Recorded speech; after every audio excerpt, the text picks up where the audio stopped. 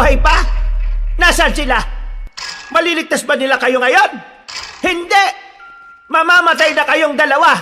At ang batang yan ay mababawi ko na at may babalik sa aming angkan! Wala kang utang na loob! Matapos ka namin palakihin at alagaan bilang kasapi sa pamilya namin ito ang igaganti mo! Lolo, tama na po! Wala na po kayong magagawa! Matitigil na po ang kasama binabalak niyo sa mga tao! Tanggapin niyo na lang na talo kayo!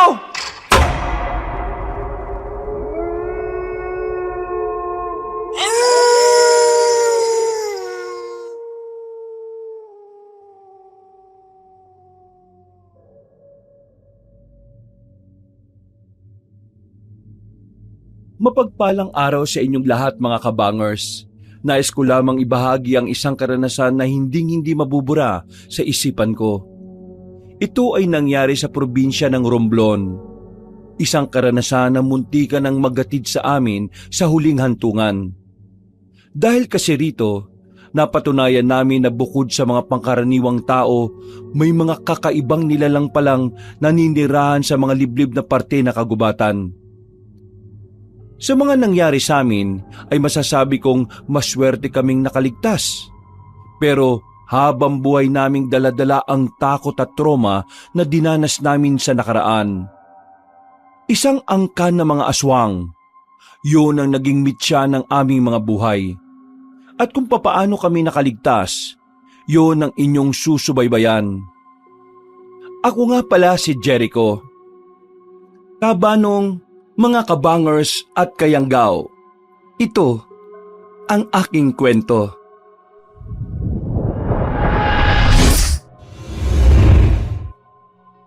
Bago nga pala magsimula ang ating kwento, sana'y mapindot nyo muna ang subscribe button at ang notification bell para lagi kayong nanonotify pag may bago tayong mga kwento. At huwag nyo rin kalilimutan mag-like at comment. Napakalaking tulong po ito sa ating channel para mas makapagatid pa kami sa inyo ng mga magaganda at mga nakakapangilabot na mga kwento. At ngayon, sa ating pagpapatuloy.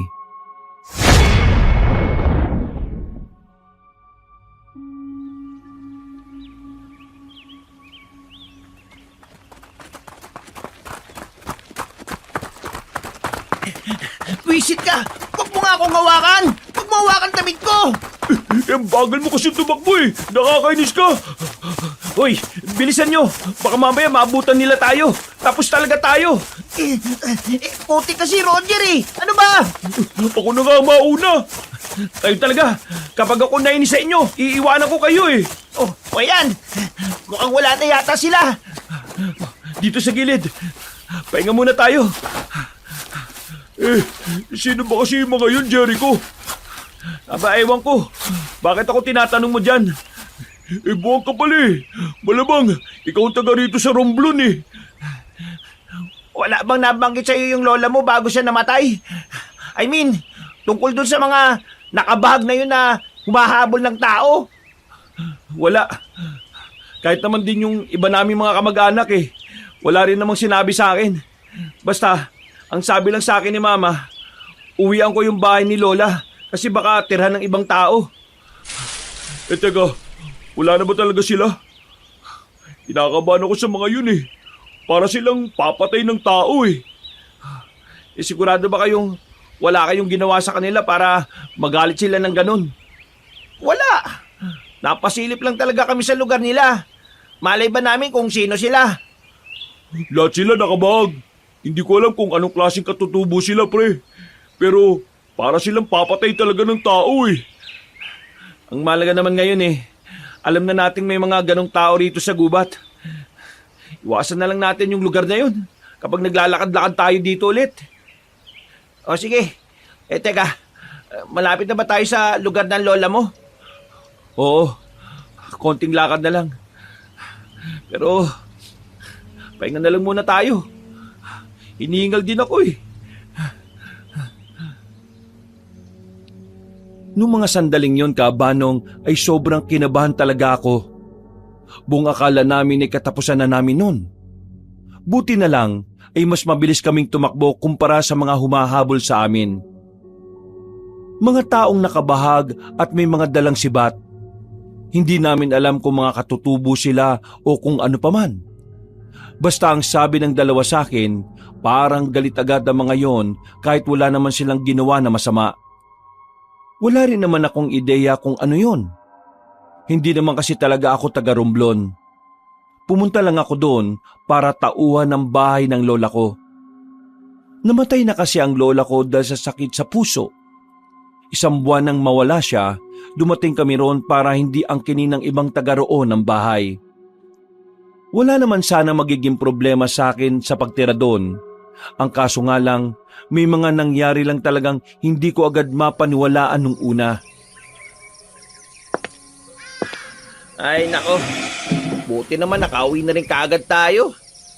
Ang akala ko talaga magiging tusok-tusok na tayo ng mga taong yun eh.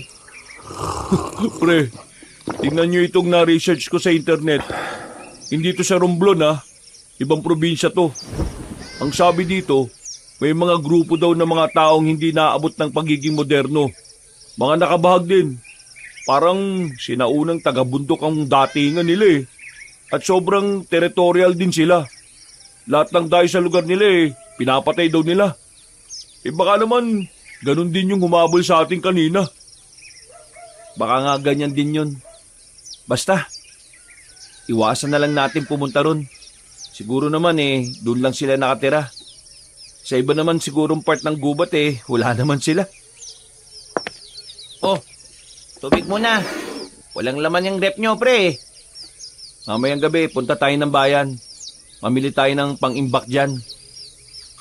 Alam mo pre, mag-iisang araw pa lang tayo rito pero pakiramdam ko, sobrang tagal na nating nakastay dito eh.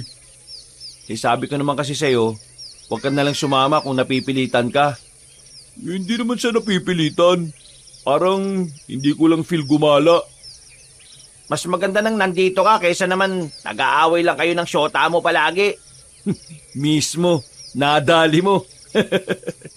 Eh, kumusta na nga pala kayo ng syota mong yon? Balita ko eh, munti ka na kayong maghiwalay nung nakaraan ah. Ikaw talaga, napaka-chismoso mo. Oo, tama na yan. Baka mamaya eh magka-personalan na naman kayo eh. Sige, labas lang ako. Bibili ako Yossi. Eh teka pre, saan ba tindahan dito? Paglabas mo dyan sa gate natin, kaliwa ka ng kanto, tapos diretso. Dun, may mga tindahan na dun. O sige, ingat ka pre ha. Maraming nangangain ng tanga dito. Tumawa na lang si Marvin habang kami naman ni Roger ay naghiwa na lang ng mga tira-tirang gulay sa ref. Habang ginagawa namin yon, hindi pa rin mawala-wala sa isipan ko ang nangyaring habulan sa gubat. Kabado pero natatawa na lang ako kapag naiisip ko yon. Yung kasi ang unang beses na talaga namang nalagay sa panganib ang buhay namin. Makalipas ang ilang oras, sumapit na rin ang 10:00 ng gabi. Hindi na kami natuloy pumuntang bayan dahil nagkatamaran na lang. Buti na lang, nakabili kami ng alak, pampaantok lang. Mga bandang 11:00, nakatulog na rin ang dalawa. Habang ako naman, kahit may tama ay hindi ako dinadalaw ng antok. Bumaba ako sa sala. Napatingin ako sa may cabinet sa gilid ng kusina. Nakabukas kasi yun ng bahagya. Nakalimutan ko yatang isara. Isasara ko na sana pero meron akong nasilip na libro sa loob. Kinuha ko yon. Kulay itim kasi kaya napukaw agad ang atensyon ko. Pagbasa ko, biglang nakarinig ako ng boses babae sa pintuan ng sala. Hindi ko rin pala naisara yon kaya nakapasok ang pinsang kong babae. Si Nalin. Parang laging seryoso sa buhay. Hindi man lang marunong ngumiti. Pagmamayari ni Lola yan. Oo, alam ko naman. Hindi ko naman kukunin eh. Hindi naman kita pinagbabawalan eh. Mas maganda nga mabasa mo yan. Ha? Eh, tungkol saan ba to? Wala namang nakalagay na pamagat eh. Basahin mo na lang. Marunong ka naman siguro magbasa eh, no? Malamang. Anong tingin mo sa akin? Ay, Jericho nga pala pangalan ko. Ikaw si Nalin, tama? Yung panganay na anak ni Tita Malen? Oo, ako nga sinalin.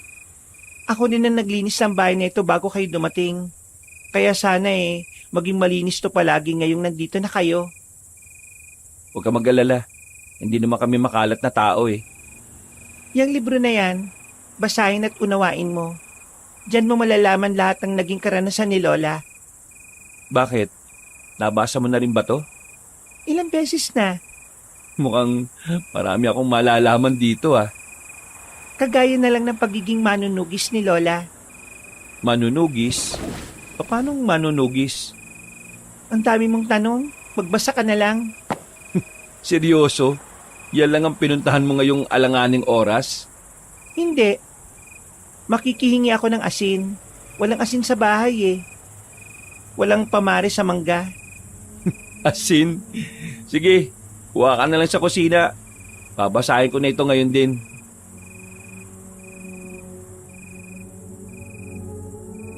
Hindi na siya nagsalita kabanong. Dire-diretso na siyang naglakad patungo sa kusina. Ako naman ay dumiretso na lang din sa kwarto ko. Sinimulan kong basahin ang nakalagay sa libro. Unang 5 pahina pa lang, na-weirduhan na ako. Tungkol kasi sa mga aswang ang nakasulat doon. Pero binasa ko pa rin hanggang dulo. Inabot na nga ako ng madaling araw. Sa libro, nakalagay doon na isinulat yon ng kaibigan ni Lola. Tungkol yon sa isang grupo ng mga residente na kumakalaban daw sa mga aswang noon. Kasama ang pangalan ni Lola sa mga lumaban daw di umano sa mga aswang. Bagay na hindi ko agad magawang paniwalaan. Kasi ang pagkakaalam ko lang naman noon, dating kapitan lang si Lola ng lugar nila. At wala rin namang nakwento sa akin si Mama na ang lola ko ay naging parte ng kilusan kontra sa mga aswang. First of all, totoo ba yung mga aswang na yan? Natawa ko sandali. Nilagay ko na lang sa gilid ng kama ko ang libro at natulog na rin. Mga bandang 8:00 ng umaga, ginising na ako ng 2. Rekta kaming pumunta sa palengke na walking distance lang din naman mula sa bahay. Pre, hanggang kailan nga ulit tayo rito? Bakit? Gusto mo na bang umuwi? Baliw, hindi. Parang gusto ko na nga tumira dito Meron kasi siyang nakitang magandang babae dyan sa kabilang kanto. Kala niya papatulan siya Bakit? Sino magandang babae? Basta, maganda. Hindi ko alam pangalan Hindi naman ako taga rito. Puro ka babae. Hindi ka naman sinasagot Uy, grabe naman. Bakit may pag-atake? Natatawa na lang kami at saka nakarating na rin sa palengke. Marami kaming kamag-anak sa palengke kaya kahit na papaano, nakatipid pa kami ng pera. Pag-uwi namin sa bahay ay agad kaming nag-asikaso. Pagkatapos ng tanghalian, naganda na rin kami para sa pag-alis namin. Papunta kami ng bayan para mamili ng mga pang-imbak sa ref. Habang nasa biyahe kami, may narinig kaming usapan ng mga estudyante. Tungkol daw yon sa isang aswang na nakita nila sa gubat. Nung una, binabaliwala ko lang kasi baka gawa-gawa lang nila. Pero noong may marinig akong pamilyar na salita mula sa kanila, agad kong naalala ang mga nabasa ko sa libro. Binanggit kasi nila ang pangalan ng samahan ng Kuko at Pangil. Yun ang samahan na sinasabi na kasali si Lola. Tatanungin ko sana ang 2 bata kung saan nila narinig ang samahan na yon, pero hindi ko na ginawa dahil baka pagtawanan lang ako ng 2 kong kaibigan. Nakarating kami ng bayan. Maraming tao. Parang Maynila rin. Pero di hamak na mas malinis sa mga pamilihan sa Romblon. Nung mga sandaling yon, kinalimutan ko na muna ang mga tungkol sa aswang. Sa isip-isip ko, hindi ko na nga dapat pinag-abalahan pa ang mga bagay na hindi ko naman sigurado kung totoo. Kanina, dun sa kabila, may lumapit sa akin babae. May inaalok na kwintas. Pangontra daw sa masasamang elemento. Gaya na lang daw ng aswang. Tapos, nagpresyo, 500 isa. Papisaan naman daw Pero, hindi ako bumili. Baka mamaya, modus lang yun Baka may iba pa siyang inaalok, hindi mo lang inalam. Malay ko. Hindi naman ako taga dito eh. Baka mamaya yung babaeng yung pala yung mismong aswang. Aswang ang putik. Kakabasa mo siguro yun ng comics no? Pero, seryoso naniniwala ba kayo sa mga aswang? I mean, oo, napapanood natin dati sa mga palabas. Pero, minsan ba naisip nyo na totoo sila? Mukha ba akong naniniwala sa ganyan? Tingnan mo nga itong mukha na to. Ikaw, Jericho, naniniwala ka ba na may mga aswang? Hindi. Mas naniniwala pa ako sa sinabi ni Mang Tonying na dati siyang kapre. Saan mo naman ba kasi narinig na totoo yung mga aswang na yan Marvin? Sa matatanda, Sa matatanda, naniwala ka naman. malamang, sila mas nakakaalam ng mga ganong bagay eh. Ay nako, totoo man o hindi ang mga aswang, ang isipin nyo na lang, kailangan na natin makauwi para makapagpahinga na. Masakit na mga paa ko kakalakad natin maghapon eh. Natigil naman ang usapan tungkol sa bagay na yon. Pero ako, habang nasa biyahe na kami pabalik, muli na naman bumalik sa alaala ko ang tungkol sa mga nabasa ko sa libro. Kahit sa isipin kong hindi naman yun totoo. Para bang may kaunting parte ng utak ko ang nagsasabing dapat akong maniwala doon. Makalipas lang ang ilang minuto ay nakauwi na rin kami. Sakto namang naabutan namin si Nalin sa bakuran namin. Nagwawalis at sinusunog ang mga tuyong dahon. O Nalin, hindi mo naman kailangan gawin yan eh. Kami na sana ang gagawa niyan. Namili lang kami sa bayan. Hindi kasi ako mapakali kapag hindi ko ito nagagawa eh. Pre, kilala mo siya? Malamang, pinsan ko yan eh. Pinsan mo? Eh siya yung nakita kong maganda sa kanto eh. Miss, crush ka raw nitong kaibigan namin. Ay, para ka naman sira. Iya tuloy ako. Pasensya na. Wala kasi akong pakialam sa lalaki eh. Alay ko, busted ka agad. Nabasa mo na ba yung libro? Oo, nabasa ko na.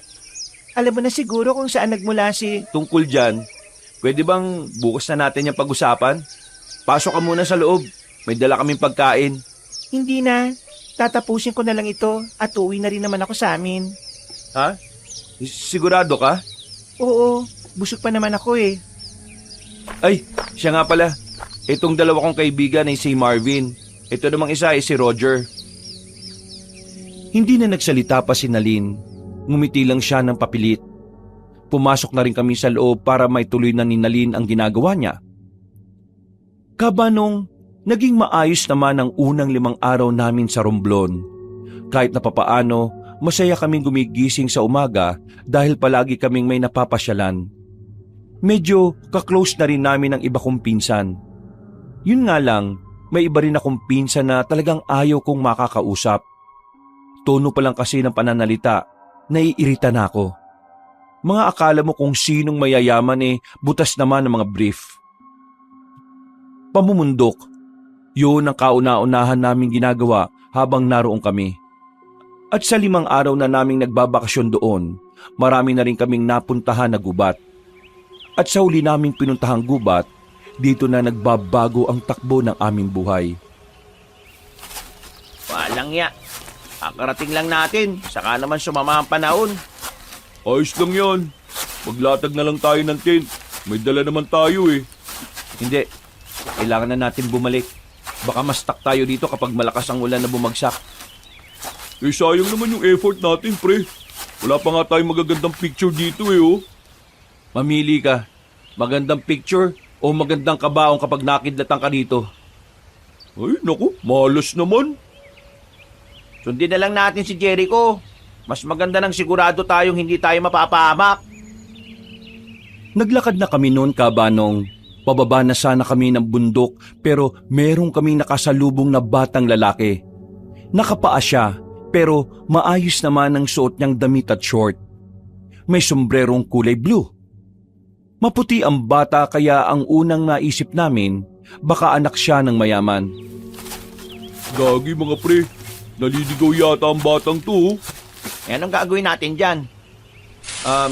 Bata, nawawala ka ba? Nasaan ang mga kasama mo? Tulungan niyo po ako. So, nawawala ka nga. Tulungan niyo po ako makalis dito sa bundok. Tinatanong kita, nawawala ka ba o hindi? Nawawala po ako. Nako, paano to? Hindi naman natin pwedeng iwan lang yan dito, pre. Kapag may nangyari masama dyan, konsensya natin yan. Baka mamaya naman, modus yan ng mga rebelde ha. Baka mamaya dalhin tayo niya sa kuta ng mga rebelde, pre. Para kang siraulo.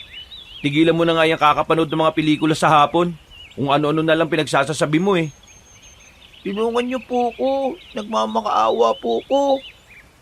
Ano bang pangalan mo? Ako po si Rancho. Hanip pangalan mo ah. Pangmayaman ah. Okay, sige. Ganito gagawin natin. Sasama ka sa amin. At kapag nakababa na tayo, tutulungan ka naming lumapit sa barangay hall para matulungan din nila tayo na maghanap ng... Wag niyo po akong dadalhin sa barangay hall. Oh, bakit naman hindi? Pakiusap po. Wag niyo po akong dadalhin doon. Hindi. Dadaling ka namin sa kanila para matulungan ka naming makauwi sa inyo. Kung ayaw mo, bahala ka. Iwanan ka namin dito. Pero kasi po, huwag ka na nga makulit.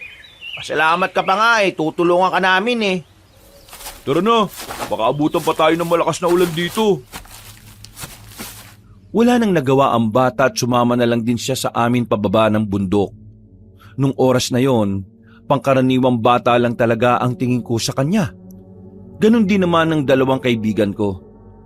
Saktong pagdating namin sa kalsada, bigla namang bumagsak ang malakas na ulan.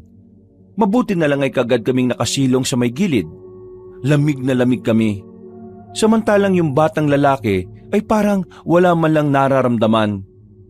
Napansin ko rin na mula nang makasama namin siya ay palagi siyang tulala. Uy, bata. Alam mo bang pangalan ng mga magulang mo? Uy, natanong ka Wala na po akong mama at papa Pero meron po akong lolo at lola. Sila pong kasama ko sa bahay. Pero ayoko na po sa kanila. Ha? Ayaw? Anong ayaw? Alam ko na. Tumakas ka sa kanila, no? Hindi ka totoong nawawala, no? Naglayas ka ba? Hindi nakapagsalita ang bata sa sinabi ko. Napayuko na lang siya kaya alam ko kagad na tama ang hinala ko. Nako, tumakas ka sa inyo. Bumalik ka na lang sa inyo. Baka isipin pa ng mga magulang mo, kinidnap ka namin. Kinidnap? Ano po yung kinidnap? Kinidnap? Yun yung kinuha ng isang tao ang isang bata nang walang paalam sa magulang. Tapos ibebenta sa sindikato at yung bata gagawin palaman sa siopaw. Uy, hindi sasasabi mo. Tinatakot mo pa yung bata Talaga naman Kung hindi siya uuwi sa kanila, baka ganun ang gawin sa kanya ng ibang tao. Kaya nga po ko sa inyo sumama kasi nararamdaman ko pong mabubuti kayong tao Aba, marunong ka rin pala mambola Teka, sandali. Bakit ka ba tumakas sa inyo? Pakiusap po, wag niyo na po akong ibalik sa kanila. Ayoko na po ron. Malupit po sila sa akin Ano? Malupit? Bakit? Sinasaktan ka ba nila? Tumango-tango ang bata at bakas ang takot nito sa muka. Humawak siya sa pantalong ko. Nararamdaman ko ang panginginig ng kamay niya. Hindi dahil sa lamig ng ulan, kundi dahil sa pangamba na kanyang nararamdaman. Kapag binalik niyo po ako sa kanila, baka yun na po yung uling sandali ko. Kaya pakiusap po, wag niyo na lang akong ibalik sa mga tumatayong magulang sa akin. Naniniwala ba tayo dyan, mga pre? Mamaya sumabi tayo dyan, ha? tingnan mo naman yung bata, pre, nanginginig at umiiyak na. Bata, ganito kasi yan no? Kapag hindi ka namin sinauli sa lolo't lola mo, at kapag nalaman nilang kami ang nakakita sa'yo, kami mapapahamak. Baka mamaya, kasuhan nila kami ng kidnapping. Kaya ang gagawin natin ganito hihingi tayo ng tulong sa kinauukulan. Sa bayan, dadaling ka namin doon para kahit hindi kayo soli sa bahay nyo, merong magbabantay sa'yo. Alam mo, kaming tatlo kasi wala naman kaming alam sa pag-aalaga ng bata eh. Basta po, huwag niyo akong ibabalik sa lolo't lola ko. Huwag po. Sige, akong bahala. Hindi ka namin ibabalik sa kanila. Baka abutin na tayo na kinabukasan kung hihintayin pa nating tumigil yung ulan. Umaligo na lang kaya tayo para makabalik na tayo kaagad. Eh yung bata, paano? Ay bata, kaya mo bang maligo? Wag, hindi yan pwede. Kaya ko po. Sanay po ko sa lamig. Ha? Sigurado ka ba? Opo, sanay na sanay po ko. Malimig po kasi palagi sa kwarto ko, dun sa amin. Nilusong namin ang malakas na ulan. Yun na lang kasi ang tanging paraan para makauwi kami. Hindi kasi kami pwedeng manatili sa lugar na yon, lalo na't malakas-lakas din ang hangin. Binilisan na lang namin ang takbo namin. Meron kaming napakiusapan na tricycle kaya agad kaming nakasakay at nakabalik ng baryo. Lamig na lamig ako noon, Kabanong. Ganon din ang dalawa kong kaibigan. Pero yung bata, hindi. Hindi man lang nilamig si Rancho. Nagbanlaw naman kami kaagad pagka-uwi namin. At dahil wala naman kaming damit na pambata, yung mga damit ko na lang ang pinahiram ko sa kanya. Isang buong katawanan niya ang sakop nun. Oh, nasaan na yung bata? Nandun, sa kwarto ko. Doon ka na muna pinatulog. Inaantok daw eh. Kumain na ba yun? Hindi pa nga eh. Pero dinalan ko na ng pagkain para pagising niya eh, kakain na lang siya kagad. Pre, sigurado ka ba talaga sa gagawin natin? Baka kasi mamaya tayo pa mapasamaan yan eh. Eh nandito na nga eh. Alam nga naman, iwan natin siya sa gubat kanina, di ba? Kaya nga gagawin natin ang tama. Pupunta tayo sa bayan at kakausapin natin kung sino pwede malapitan doon. Balik na yan sa kanila. Wag. Bakit wag? Eh paano kung totoong sinasaktan niya sa kanila? Eh di binalik mo lang din siya sa impyernong tinakasan niya. Oo, ramdam ko kanina yung takot ng bata eh. Nanginginig yung kamay niya sa kaba. Pakiramdam ko, totoo yung sinasabi niya. Hindi nagsisinungaling ang bata, pre. Bata, hindi nagsisinungaling. Eh ako nga, 5 taon pa lang, nagsisinungaling na ako eh. Ikaw yun. Bata pa lang, kampo ka na ng kadiliman eh. Kampo ng kadiliman ng putik. Pero may point ka, pre, ha? Mga siraulo. Basta, siguraduhin yung walang mangyayaring bulilyaso sa batang yan ha. Ayoko munang mapasok sa gulo. Huwag ka mag-alala. Magiging okay naman ang lahat eh. Basta, kausapin lang natin na maayos kung kanino natin siya iiwan. Mas lalong lumakas pa ang ulan ng mga sandaling yon, Kabanong. Bumalik na lang ako sa kwarto ko. Naabutan kong masarap ang tulog ng batang si Rancho. Umupo ako sa gilid. Nakita ko ulit ang libro ng lola ko. Bubuksan ko na sana ang libro nang magulat ako kasi biglang nagising si Rancho. Ano nga po ulit ang pangalan nyo? Uy! Pinulat mo naman ako bata eh. Jericho ang pangalan ko. Yung matangkad naman kanina si Roger. Tapos yung madaldal si Marvin. Kuya Jericho, naniniwala po ba kayo sa aswang? Ha? Bakit mo naman naitanong? Eh kasi po, binasa ko po yung unang pahina ng libro tungkol po sa aswang. Naniniwala po kayo sa aswang? Hindi ko alam eh. Ang sabi lang kasi ng pinsan kong babae, basahin ko raw to. Eh di binasa ko. Lahat nga nang nakalagay dito eh tungkol sa aswang. Pero hindi ko talaga magawang paniwalaan eh. Totoo po ang mga aswang, Kuya Jericho. Totoo? Paano mo naman nasabi? Sige nga. Marami na po kong nakitang ganyan sa amin eh. Ay nako, niloloko mo lang ako. Mga kawangis ng tao.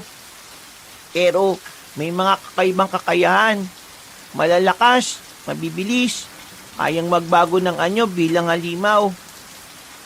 Kumakain po sila ng tao at ang namumulan nilang mga mata, yun ang pinakanakakatakot. O sige, sabihin na natin totoo nga ang mga aswang.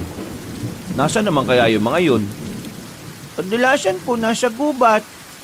Pero may isang angkan po ng mga aswang na mayaman. Bilyonaryo po. May mga negosyo po sa Maynila. Kaya hindi po talaga iisiping aswang sila. Kasi kung mamumuhay sila, parang kagaya rin po ng sa tao. Sa mga sinabing yun ni Rancho ay napaisip talaga ako sandali, Kabanong. Alam ko naman na mahirap paniwalaan ang sinasabi niya. Pero pakiramdam ko, parang may kung anong bagay ang nagtutulak sa akin para tutukan ang bagay na yon. Palabas na sana ako ng kwarto ko para tumambay na lang sana sa sala, pero biglang may sinabi pa siya sa dulo. Kuya Jericho, marami pa sila at malapit na silang magbalik dito sa probinsyang to. Hindi na lang ako sumagot. Naglakad na lang ako palabas at bumaba ng sala. Pero aminado kong medyo nagulo ang utak ko dahil sa sinabi niya. Napansin naman yun ng dalawa pero hindi ko na lang sinabi sa kanila kung bakit. Wala. Pagod lang siguro. Tsaka masama ang pakiramdam ko. Pasensya ka na kasi ako nagsuggest na lumusong tayo sa bahay. Wala naman kasing ibang way. Tingnan mo, alas 9 na. Malakas pa rin ang ulan. Kung hindi tayo umalis, baka nandun pa rin tayo hanggang ngayon. Ang defensive mo naman. Hindi naman kita sinisisi, no? Kailan ba natin dadali sa bayan ng batang yun? Di kapag tumila na yung ulan, dali na natin siya sa bayan. Bukas, kung wala nang ulan. O bata, bakit nagising ka na? Gabi pa oh. Niya po kasi ako kasi wala po akong ginagawa eh. Pwede po bang ako na lang ang maghugas ng plato niyo sa lababo? Nagkatinginan kaming tatlo. Ikinabigla namin ang sinabi niyang yon. Habang tumatagal kasi, kapag nagsasalita siya ay parang hindi naman siya bata. Parang hindi akma yung mga sinasabi niya sa edad niya. Bihira na lang kasi kami makarinig ng batang nagkukusang loob na maghugas ng plato. Wag na. Di ka naman dito kasambahay eh. Isa pa, bata ka pa. Hindi ka namin uutusan dito. Si Marvin ang gagawa nun. Gusto naman niya eh. Why not? Hayaan mo na siya. Uy, huwag kang tamad dyan. Bisita yan natin dito, no? At saka, hindi naman niya abot yung lababo eh. O sige na, Marvin. Hugasan mo na yung plato. Ayaw ko naman po eh. Hindi. Bisita ka rito. Hindi ka dapat pinapakilos. Isa pa, bata ka. Dapat nga, nagpapahinga ka na sa taas eh. Hindi pa po kasi ako makatulog, Kuya Jericho. Ang mabuti pa, sumama ka sa akin sa kusina. Merong pagkain doon, tara, kumain ka. Sumama naman si Rancho kay Roger at sabay silang kumain. Habang ako naman ay nanatili lang sa sala, mas lalo pang naging matindi ang sama ng panahon sa mga sumunod na oras. Malakas ang hangin at sinasabayan pa ng malalakas na kulog at kidlat. Mga bandang alas 12, nakaramdam na rin ako ng antok. Ako ang kasama ni Rancho sa kwarto. Nagtabi na kaming matulog dahil malaki naman ang kama. Bandang alas 3 na madaling araw, nagising ako nang maramdaman kong wala na sa kama si Rancho. Tiningnan ko sa sahig sa pag-aakalang lumipat lang yon ng higaan. Pero wala ang bata. Lumabas ako ng kwarto ko, bumaba ng sala. Pero wala rin doon si Rancho. Kaya kinabahan na ako, Kabanong. Binuksan ko ang ilaw. Napansin ko si Rancho sa labas ng bahay. Naroon siya sa tapat.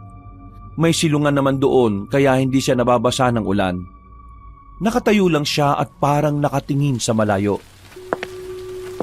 Oh, Rancho, ang ginagawa mo dyan? Di ba dapat natutulog ka na? Kuya, bakit po may masasamang nilalang sa mundong ito? Ha? Teka, bakit ganyan naman ang bungad mo? Sagutin mo tanong ko. Natatakot ako, kuya eh. Natatakot ako para sa inyo, sa mga tao. Paano kung dumating na ang mga masasama? Uy, ano ba yung sinasabi mo? Alas 3 na ng madaling araw oh. Matulog ka na nga. Ang mga aswang, Kuya Jericho, Ang mga aswang, malapit na silang magbalik. Kailangan natin ng tulong ng mga albularyo at manunugis. Teka, sandali nga, bata ka. Ano ba? Totoo bang bata ka talaga? Opo, bata lang po ako. Pero yung pagkakahulma sa utak ko at puso ko, parang pang isang matandang marami ng karanasan. Hindi na kita mag-gets eh. ang creepy na ng pinagsasabi mo.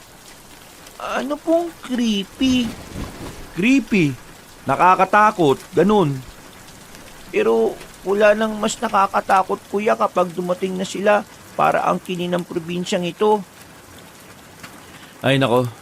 Alam mo, Rancho, kung ganyan ka ng ganyan, isasauli na kita sa guardian mo. Kapag ginawa niyo po yun, katapusan na ng lahat. Tama na nga. Mabuti pa, pumasok ka na sa loob at bumalik ka na sa pagtulog. Ikaw na lang ang batang gising sa ganitong oras eh. Huwag kayong mag-alala kuya. Tutulungan ko kayo sa abot ng makakaya ko. Ay nako. Oo na. Sige na, pasok na sa loob. Pumasok naman si Rancho sa loob. Pero ako, dumiretso na muna ako sa kusina at nagtimpla na lang ng kape. Aminin ko man o hindi, napapaisip din talaga ako sa sinabi ng bata. Hindi ko maintindihan kung bakit ganoon ang lumalabas sa bibig niya. Parang masyadong makahulugan. Kinaumagahan, humina na rin ang ulan.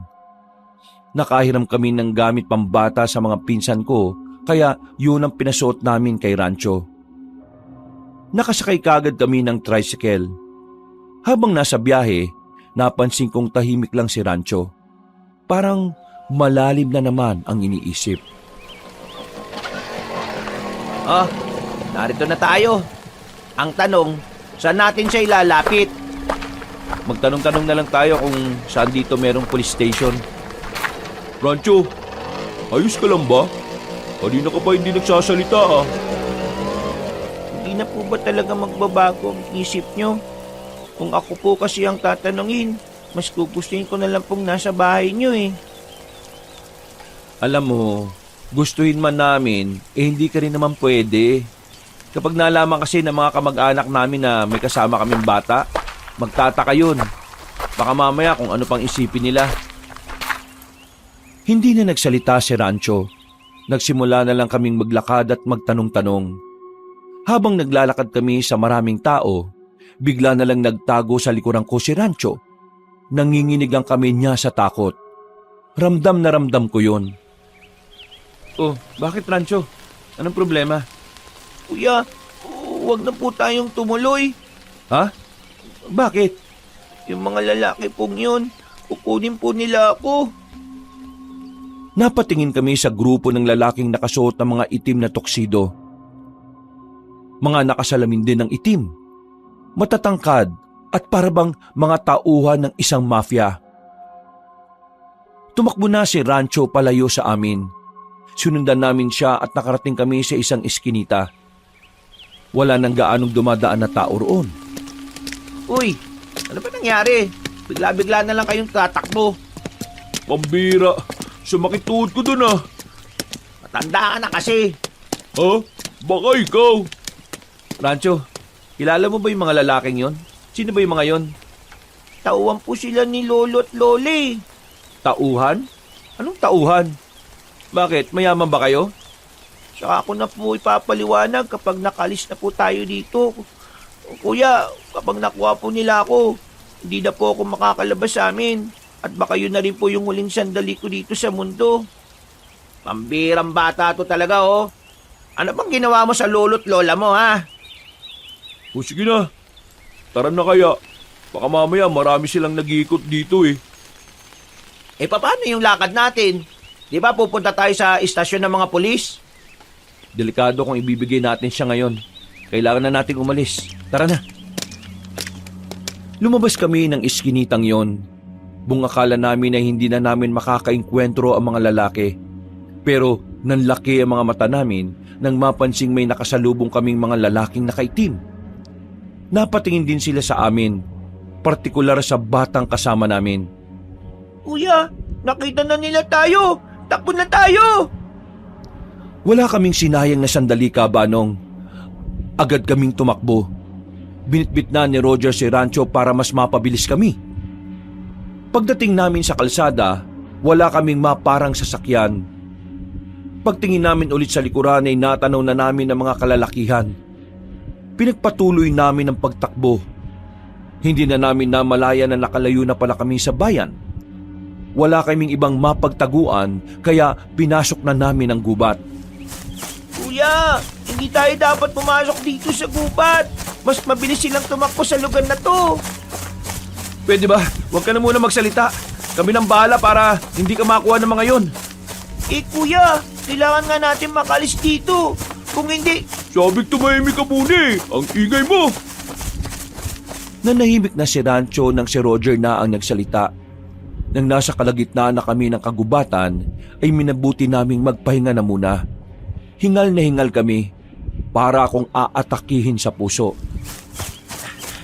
ano? Wala na ba? Tingin ko, wala naman na sila. Ito na nga ba sinasabi ko eh. Mapapahamak tayo ng dahil sa batang yan. Hindi ito ang tamang oras para dyan, Marvin. Kailan ba ang tamang oras? Kapag napatay na tayo ng mga lalaking yun. Sinasabi ko naman kasi sa inyo eh, hindi natin kilala ang batang yan. Wala tayong alam kung saan yan galing. Paano kung galing pala yan sa big time na sindikato sa bansa natin? Di, tapos na tayo ngayon. Ano gusto mong gawin ngayon? Ibigay na lang natin tong bata kahit alam nating magiging impyerno ang buhay niya ron? At naniniwala talaga kayo sa sinasabi ng batang yan? Tingnan nyo nga oh. Hindi niya nga sinabi sa atin na mayaman sila. At may mga taon na naghahanap sa kanya. Kaya bakit kayo maniniwala sa batang hindi naman sinasabi ang totoo? Pasensya na po kayo. Kung dahil sa akin ay nagtatalo po kayo.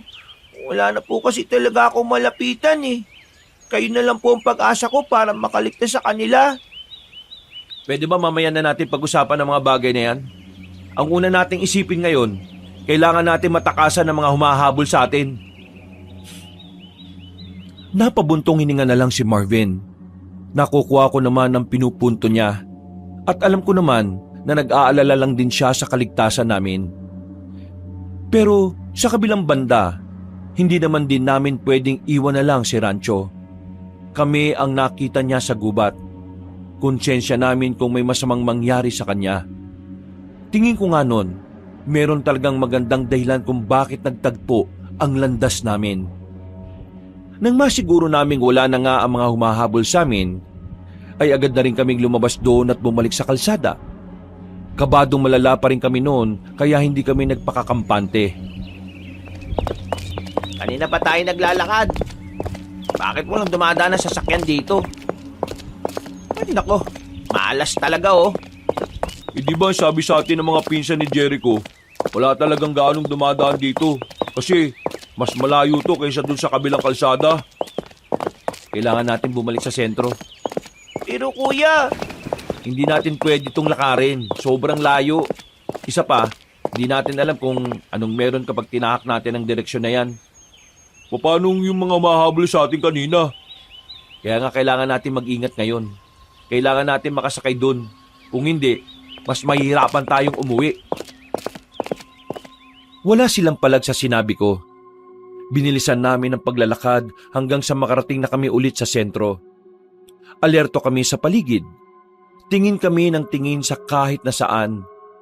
Nang matanaw na namin ang nakapilang jeep, pasimple kaming lumapit doon. Nakasakay naman kami. Kaso, nung nasa loob na kami, ay nakita namin ang mga nakaitim na lalaki sa labas. Sumenyas lang ako sa mga kasama ko na kumilos lang ng normal. Si Rancho naman ay ipinasok ko sa damit ko ang ulo para hindi makita ang mukha niya. Nakahinga kami ng maluwag nang makita naming lumagpas na ang kalalakihan.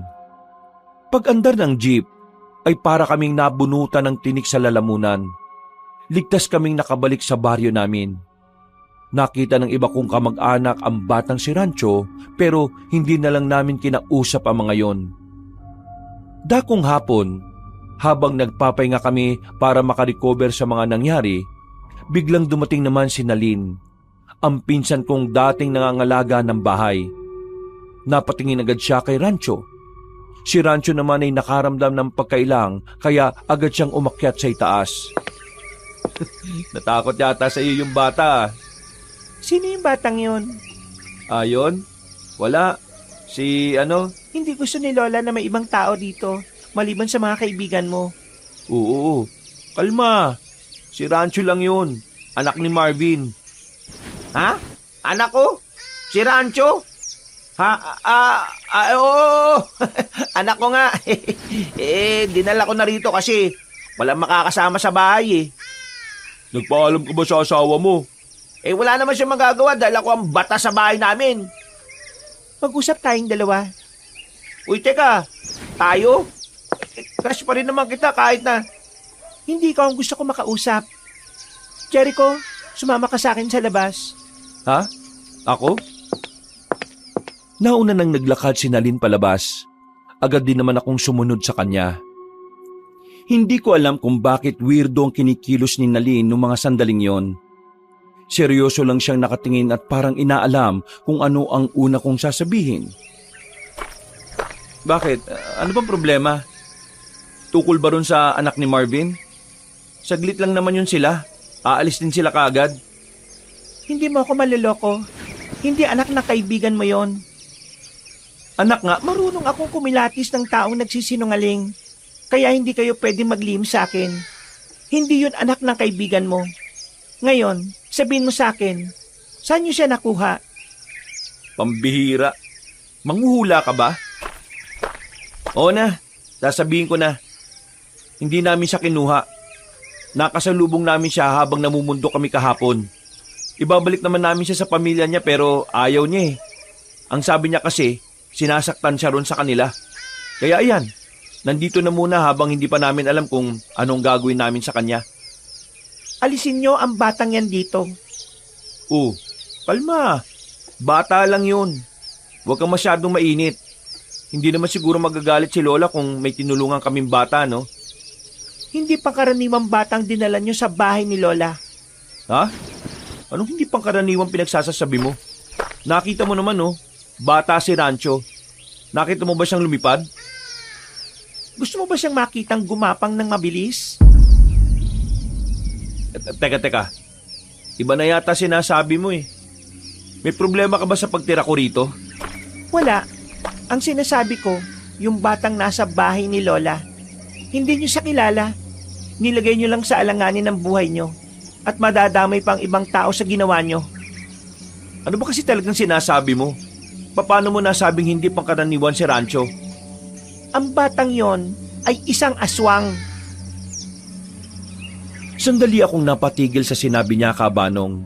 Hindi agad yung pumasok sa utak ko. Akala ko nung una ay binibiro lang ako ni Nalin. Pero wala sa itsura niya ang ganong gawain. Kaya sa mga sandaling yon, unti-unti na rin akong naging seryoso. Teka, aswang? Tama ba narinig ko? Aswang ang batang yon. Sinasabi ko sa'yo, hindi siya nararapat dito.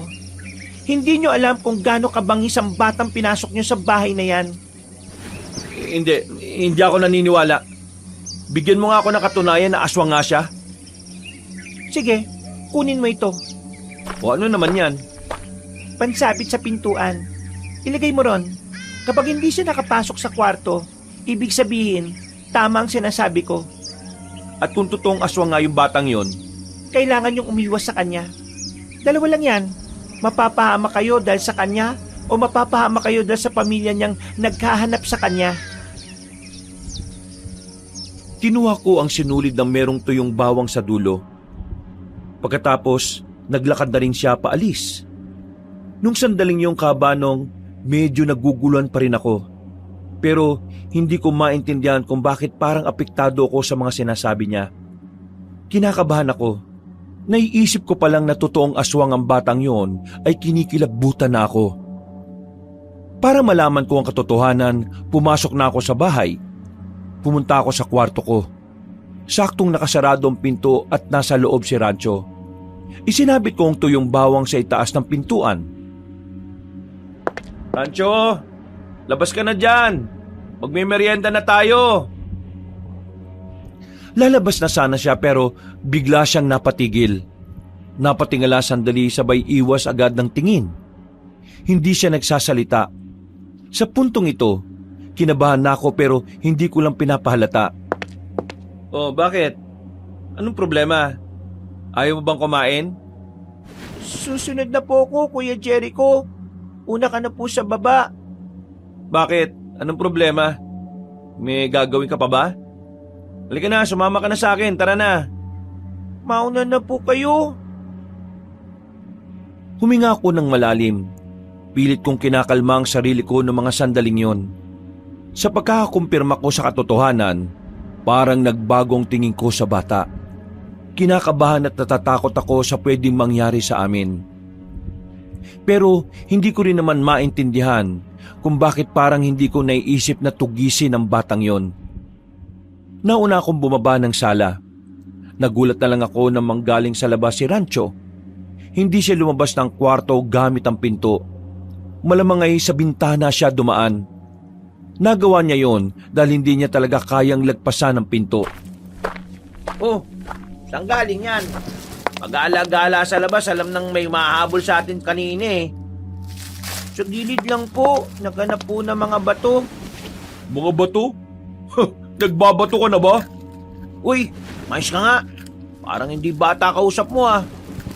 Rancho, kumain ka na muna. Bakit? Saan ka pupunta? Punta lang ako sa kabila sa mga pinsan ko. May kakausapin lang ako. Mamaya na yan, merienda muna tayo. Sandali lang naman to. Naglakad na rin ako palabas ng bahay. Agad kong pinuntahan si Nalin. Sakto namang nakita ko siya sa bakuran nila na abalang nagwawalis. Napatigil siya nang lapitan ko siya. Tumingin-tingin muna ako sa paligid. Nang masiguro kong wala namang ibang makakarinig ng sasabihin ko, ay agad na akong nagsalita. Anong pwede kong gawin? Ano? Napatunayan mo na ba? Oo, pero nalilito pa ako kung anong gagawin ko eh. Hindi ko kasi maramdaman na may panganib na dala sa amin si Rancho eh. Jericho, huwag kang papalinlang. Ang mga aswang natural na masama. Pagsilang pa lang sa kanila sa mundong ito, likas na ang kasamaan sa puso nila. Kaya kailangan mong tugisin ang batang yon. Kung hindi, baka kayong tugisin niya. Teka sandali, may naisip ako bigla. Ano yun? May mga humahabol kay Rancho kanina nung nasa bayan kami. Mga lalaking nakasuot na itim at mga nakasalamin din ng kulay itim.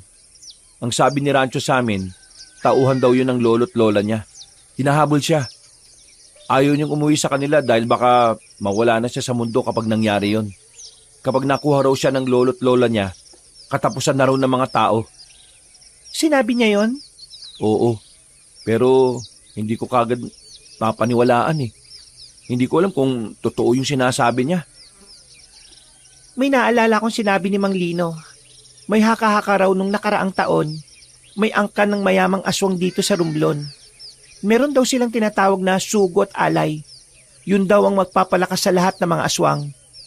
Naisip ko lang, kung totoong sinasabi ng batang yon, baka siya yung sugo at alay, kaya siya gustong makuha ng mga humahabol sa kanya. Ibig sabihin, yung mga humahabol sa kanya ay mga aswang? Teka nga, bakit parang naniniwala ka sa sinasabi niya? Sabi mo kapag aswang hindi dapat paniwalaan. Kasi, nagtutugma yung sinasabi niya sa sinabi ni Mang Lino. Sino naman tong Mang Lino na to? Sumama ka sa akin para malaman mo kung sino siya. Saan naman tayo pupunta? Basta, sumama ka na lang. Sa labas na ng baryo namin ang bahay na pinuntahan namin. Halos 5 minutong lakaran din. Pagdating namin doon, naabutan namin ng matandang lalaki na puti na ang buhok. Mukhang maangas dahil maskulado ang katawan dahil may edad na. Tapos, ang dami pang tattoo sa katawan. Meron ding hikaw sa ilong at sa labi. Napadalaw yata ang panganay na po ni Lourdes. Bakit? Anong problema? At sino yung kasama mo? Kasintahan mo? Pinsan ko siya. Siya ang bago nakatira ngayon sa bahay na naiwan ni Lola. Ay, ganun ba? Ano ba pangalan mo? Jericho po ang pangalan ko. Ako naman si Lino. Kaibigan ako ng lola niya. Isa akong albularyo at manunugis. Alam mo ba kung ano ang manunugis? Hindi po eh. Sa katunayan, kaya kami narito. May gusto kaming sabihin tungkol sa aswang. Nang marinig yun na matandang lalaki ay unti-unting nawala ang ngiti niya. Sumeryoso ang mukha niya at saka naupo sa mahabang upuan na yari sa katawan ng puno. Hindi na kami nagsayang pa ng oras. Sinabi na namin ni Nalin ang tungkol kay Rancho. Tahimik lang namang nakikinig sa amin si Mang Lino. Pagkatapos, iniwan niya kami sandali at kumuha siya ng mainit na kape. Kalmado siya na parabang sanay na siya sa mga ganoong usapan. Kailangan kong makausap ang batang yon. Pero huwag niyo po siyang sasaktan ha. Kahit na nalaman ko na aswang siya, pakiramdam ko hindi naman siya masama eh. Anong hindi masama? Hindi ka ba nakikinig sa mga sinasabi ko sa iyo kanina? Lahat ng aswang ay masasama. Kung nandito pa si Lola, siya pa mismo magsasabi sa iyo niyan eh. Eh kung talagang masamang aswang si Rancho, dapat sa gubat pa lang eh, dinali na niya kami. Pero hindi eh. Sumama siya sa amin ng mapayapa. Walang nangyaring masama sa amin. Dahil meron siyang gustong mangyari kaya hindi niya kayo kagad sinaktan. Hindi. Hindi yung ganun. Basta, nararamdaman ko na hindi siya masama. Medyo nakaramdam ako ng konsensya ng mga oras na yung kabanong. Aminado kong pinag-isipan ko rin naman ng masama si Rancho. Nagbago ang tingin ko sa kanya pero kapag iniisip ko yung pakiramdam na kasama siya, doon ko napagtanto na hindi siya gaya ng ibang aswang. Kumalma muna kayo. Huwag ka mag-alala, iha. Kung walang gagawing banta ang batang yon, wala naman akong gagawin. Basta, kailangan ko na muna siyang makausap. At kailangan ko munang malaman kung ano ang nalalaman niya. Tumutugma kasi siya sa mga haka-hakang nasasagap ko noong nakaraang taon. Gusto ko lang namang malaman talaga kung totoong haka-haka. Kung totoong may mayamang angkan pa rin ang aswang dito sa Romblon.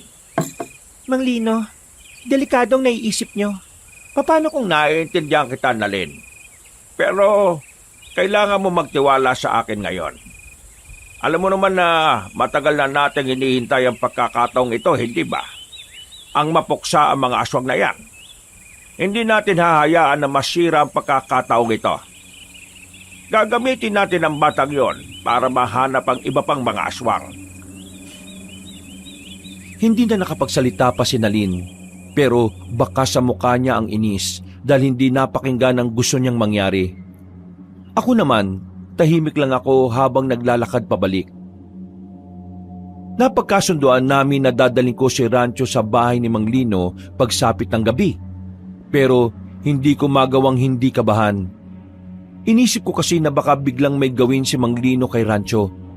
Pero kahit na may pag-aalinlangan, naisip kong dapat akong makiisa sa gusto ni Mang Lino. Hindi rin naman kasi ako nakakasiguro na talagang walang gagawin si Rancho. Ang tanging basehan ko lang ng pagiging mabuti ng bata ay walang iba kundi ang pakiramdam ko lang. Malapit ang maluto to ha. Kakain na lahat. Wala nang pateka-teka ha. Narinig ko ang sigaw ni Roger mula sa kusina, habang ako naman tahimik lang na nakatambay sa tapat ng pintuan. Malalim ang iniisip. Nakatingin ako sa malayo. Naramdaman ko na lang na nasa tabi ko na ang batang si Rancho. Umupo siya. Napatingin naman ako sa kanya at nakita ko ang nakangiti niya muka. Oh, bakit ka nakangiti? Kasi tingin ko, hindi na po kailangan magsinungaling. Ha? Anong ibig mo sabihin? Yung nakasabit sa pintuan, nilagay niyo po ba yon kasi nagdududa kayo sa akin? Yung alin? Kaya po ba wala kayo sa sarili ngayon kasi iniisip niyo ako? Natatakot na po ba kayo sa akin? Nababahala? Nangangamba? Kinikilabutan? Ano ba pinagsasabi mo? Sinundan po kita kanina, Kuya Jericho. Kasama mo si Ate Nalin. Yung pinsan mong una pa lang, alam na niya ang sikreto ko. Alam ko na kung ano ka? Opo, Kuya Jericho. Sa pagsabit mo pa lang ng tuyong bawang sa pintuan, alam ko na kagad eh. Huwag kang maingay sa iba. Huwag muna nating ipaalam kay Marvin at Roger. Hindi natin alam kung ano ang magiging reaksyon nila eh. Ikaw po, ano pong naisip niyo sa akin? Nung una, nagtaka, nahiwagaan, at nagbago talaga ang tingin ko sa'yo. Natakot ako. Kasi base sa librong mga nabasa ko, ang mga aswang daw ay mababangis. Pero nawala yun. Kasi wala naman ako nararamdaman na panganib sa'yo eh. Kaya pakiramdam ko, hindi ka namang gaya ng ibang aswang na masama. Alam mo, nabibigla ako sa mga nangyayari eh. Hindi ako makapaniwala na totoo ang mga kagaya mo. Kaya ganito ako ngayon. Kuya, hindi ako masamang aswang. Sa katunayan po, gusto ko pong wakasan ng ginagawa ni Lolo at Lola eh. Kaya sasama po ako sa inyo ngayong gabi. Gusto ko pong makausap yung matandang kinausap niyo po kanina. Ha? Sigurado ka ba? Kung yun pong natatanging paraan para mapatunayan na hindi ako masama, hindi po ako magdadalawang isip na gawin yun. Tumango na lang ako. Natigil ang usapan namin nang biglang dumating si Marvin para tawagin na kami. Sabay-sabay kaming nagapunan. Pagkatapos, lumabas na muna ako ng bahay. Sumunod naman sa akin si Rancho. Pasimple kaming umalis ng bahay nang walang kamalay-malay ang dalawa. Habang naglalakad, ay nakasabay na rin namin si Nalin. Masama ang tingin niya kay Rancho. Wala pa rin siyang tiwala sa bata. Malayo-layo pa kami sa bahay ni Mang Lino nang biglang may natanong nga kami mga lalaking nakaabang. Nakatayo sila sa gilid ng poste ng ilaw. Nang makita nila kami, nagsimula na rin silang maglakad palapit sa amin.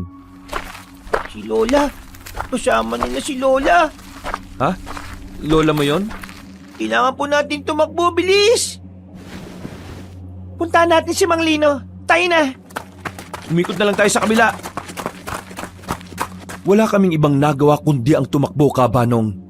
Hindi na kami nakabalik sa baryo namin dahil may mga aswang ding nanggaling doon. Kaya ang ginawa ko, binuhat ko na si Rancho. Sinundan namin si Nalin dahil mas kabisado niya ang gubat. Dapat, hindi tayo dumaan dito. Mas mabilis sila kapag maraming puno. Manahimik ka nga muna. Mas lalo nila tayong masusundan kung maririnig nila ang boses mo. Pero, hindi ka ba nakakaintindi? Tahimik! Habang kumakaripas pa kami ng takbo, nararamdaman ni Rancho na nakasunod pa rin sa amin ang mga kauri niya. Makalipas lang ang ilang minuto, nakalabas na rin kami ng gubat. Nasa kalsada na kami. Kaunting takbo na lang ay mararating na namin ang bahay ni Mang Lino. Ang kaso, biglang dumating ang mga aswang at humarang sila sa daraanan namin. Meron sa harapan, meron din sa likuran. Kasama nila ang matandang makapalang buhok na parang pugad ng ibon. Magaling! Magaling, magaling! Kaya pala ang hirap-hirap mong hanapin dahil meron pumoprotekta sa iyong bata ka. Ayoko na pong umuwi ng bahay. Ayoko na po sa inyo. Ayahan niyo na po ako mabuhay na wala sa inyo.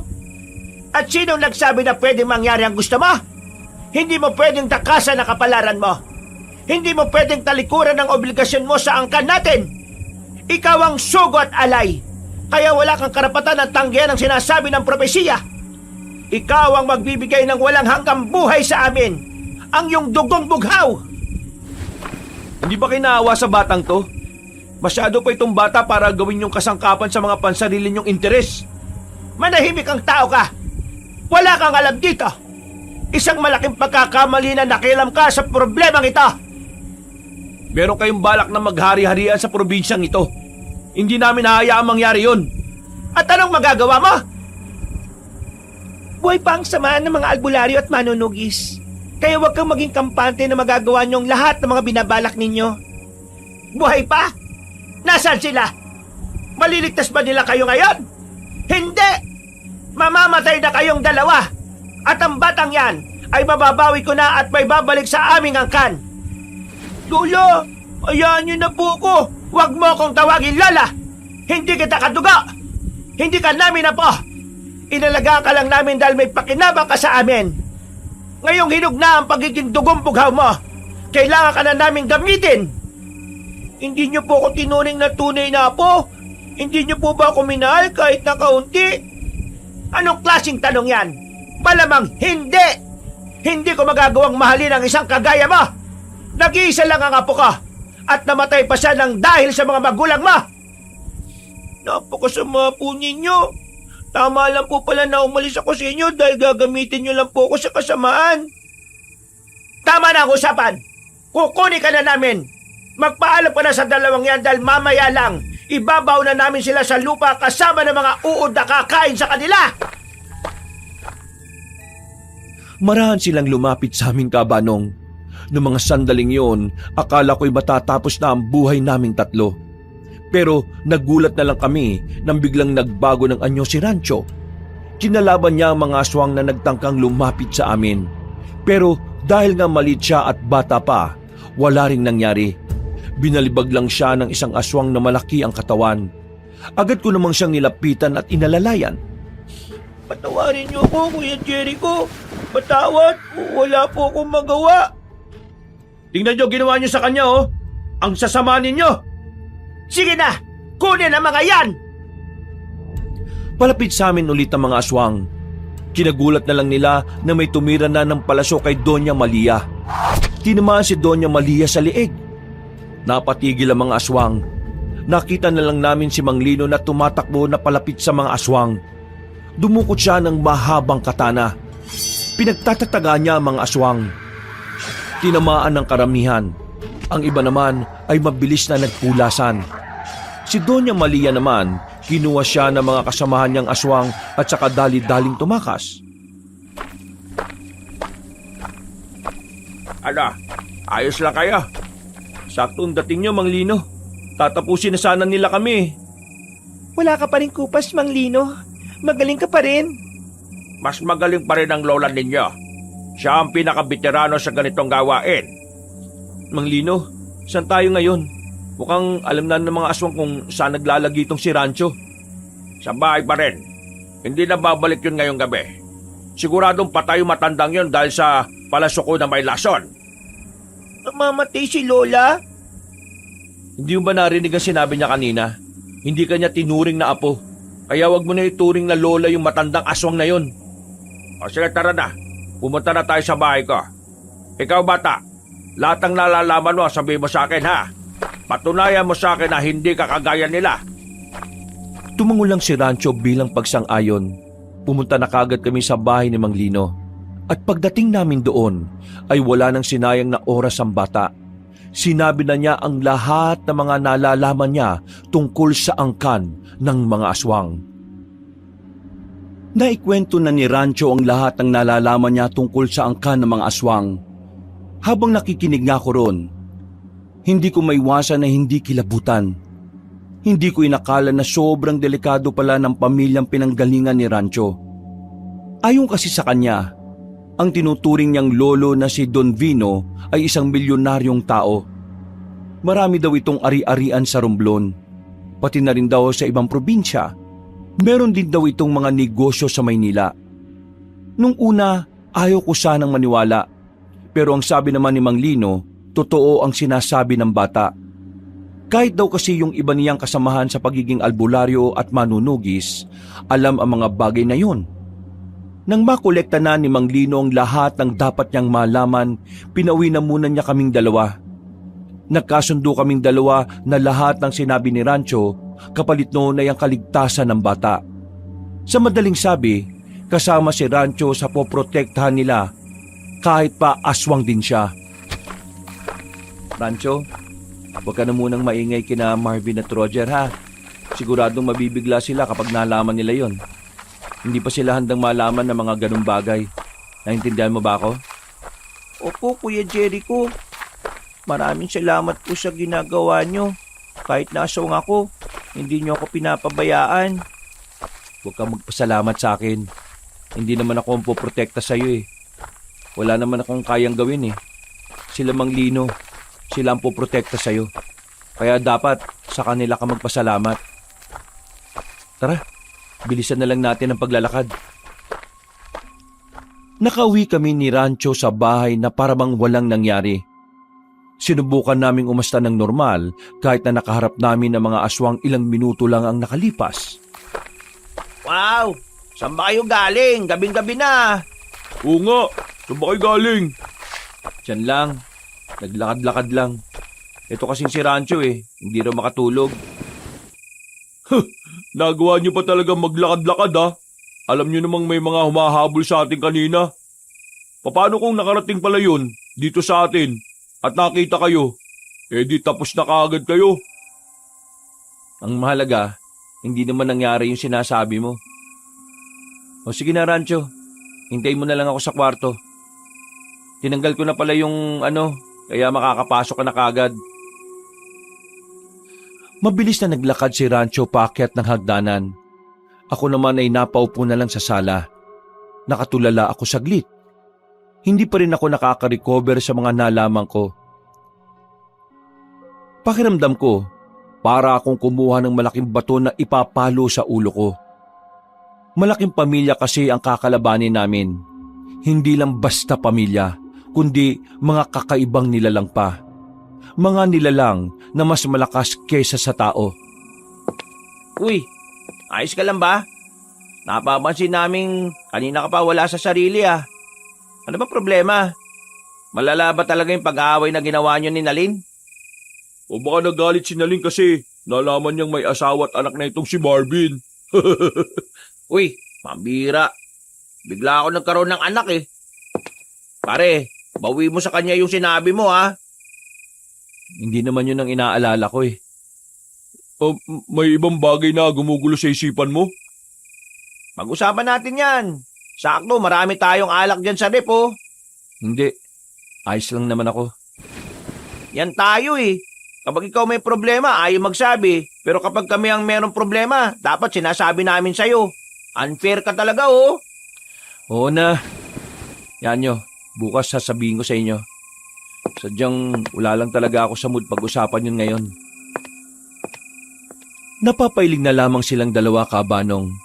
Alam nilang kapag ganun ako, malabo pa sa sabaw ng pusit na ikwento ko kagad sa kanila ang mga nangyari. Umakyat na lang din ako sa kwarto ko. Nakatulog naman ako na maayos sa kabila ng mga naranasan namin ni Rancho. Kinabukasan, payapa ang paligid. Maaliwalas. Walang kahit na anong senyalis ng mga aswang. Ang sabi sa akin ni Nalin, kumikilos na sila manglino para magbantay sa lugar.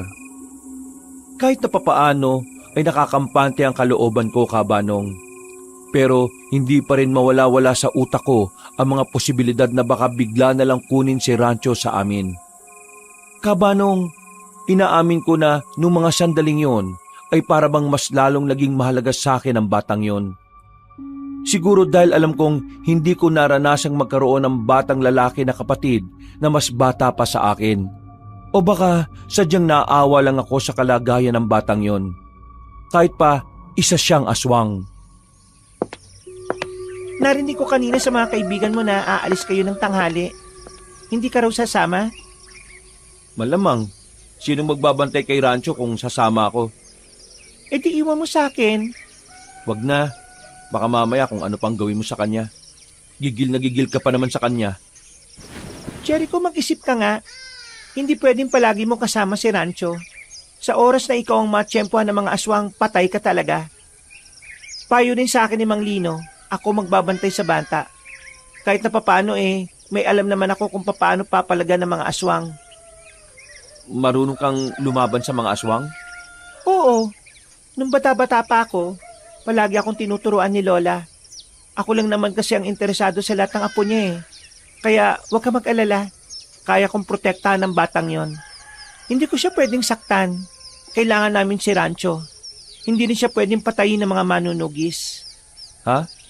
Bakit hindi naman pwede? Yung totoong gustong makuha ng mga aswang sa kanya ay hindi yung dugo niya, kung hindi espiritu na nakatago sa loob ng katawan ni Rancho. Teka, anong espiritu? Ano yun? May sapi? Ang sabi ni Mang Lino, isang sinaunang espiritu ng aswang ang gumagala-gala pa nung una pang panahon. Pumasok daw yun sa katawan ng mga aswang na sariwa pa. Yun ang gustong makuha ng mga aswang ngayon, kaya nila gustong kunin si Rancho. Sinabi lang nila na dugo ni Rancho ang kailangan nila para isipin ng mga manunugis na kaya pa rin nila ang mga aswang. Pero ang totoo, kapag nakuha nila yung espiritu ng sinaunang aswang sa katawan ni Rancho, doon na magsisimula ang kalbaryo nating lahat. Kaya bawal patayin si Rancho. Kasi kapag namatay si Rancho, aalis ang espiritu ng sinaunang aswang sa katawan niya. At kapag nangyari yon, mas mahihirapan na naman sila Manglino na malaman kung saan ang espiritu ng sinaunang aswang na yon. Teka. Bakit mo lang to sinasabi sa akin? Hindi rin naman to sinabi ni Mang Lino ah. Baka naman gawa-gawa mo lang to ah. Anong akala mo sa akin, baliw? Kung tutuusin, hindi ko nga to dapat sinasabi sa iyo eh. Kasi ang sabi ni Mang Lino, ako lang daw dapat ang nakakaalam sa pamilya natin. Kasi ako lang naman ang may kaalaman sa mga aswang eh. Pero sinabi ko pa rin sa'yo para aware ka sa mga nangyayari.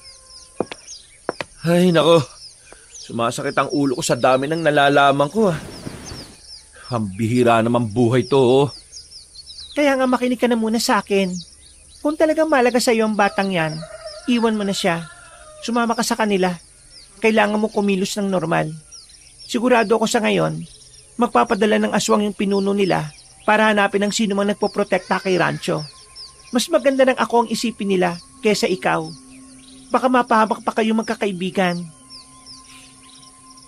Hindi na ako nagsalita pa, Kabanong. Napagtanto ko naman na tama naman ang sinasabi ni Nalin. Kaya agad ko namang kinausap si Rancho. Pumayag naman siya na maiwan ang pinsan kong babae. Pagsapit ng tanghali, umalis na kami. Dinala naman ni Nalin si Rancho sa bahay ni Mang Lino. Habang naglalakad kami papunta sa pwestong hindi namin napuntahan nung nakaraan, napansin naman ako ni Marvin at Roger. Hindi kasi ako nagsasalita.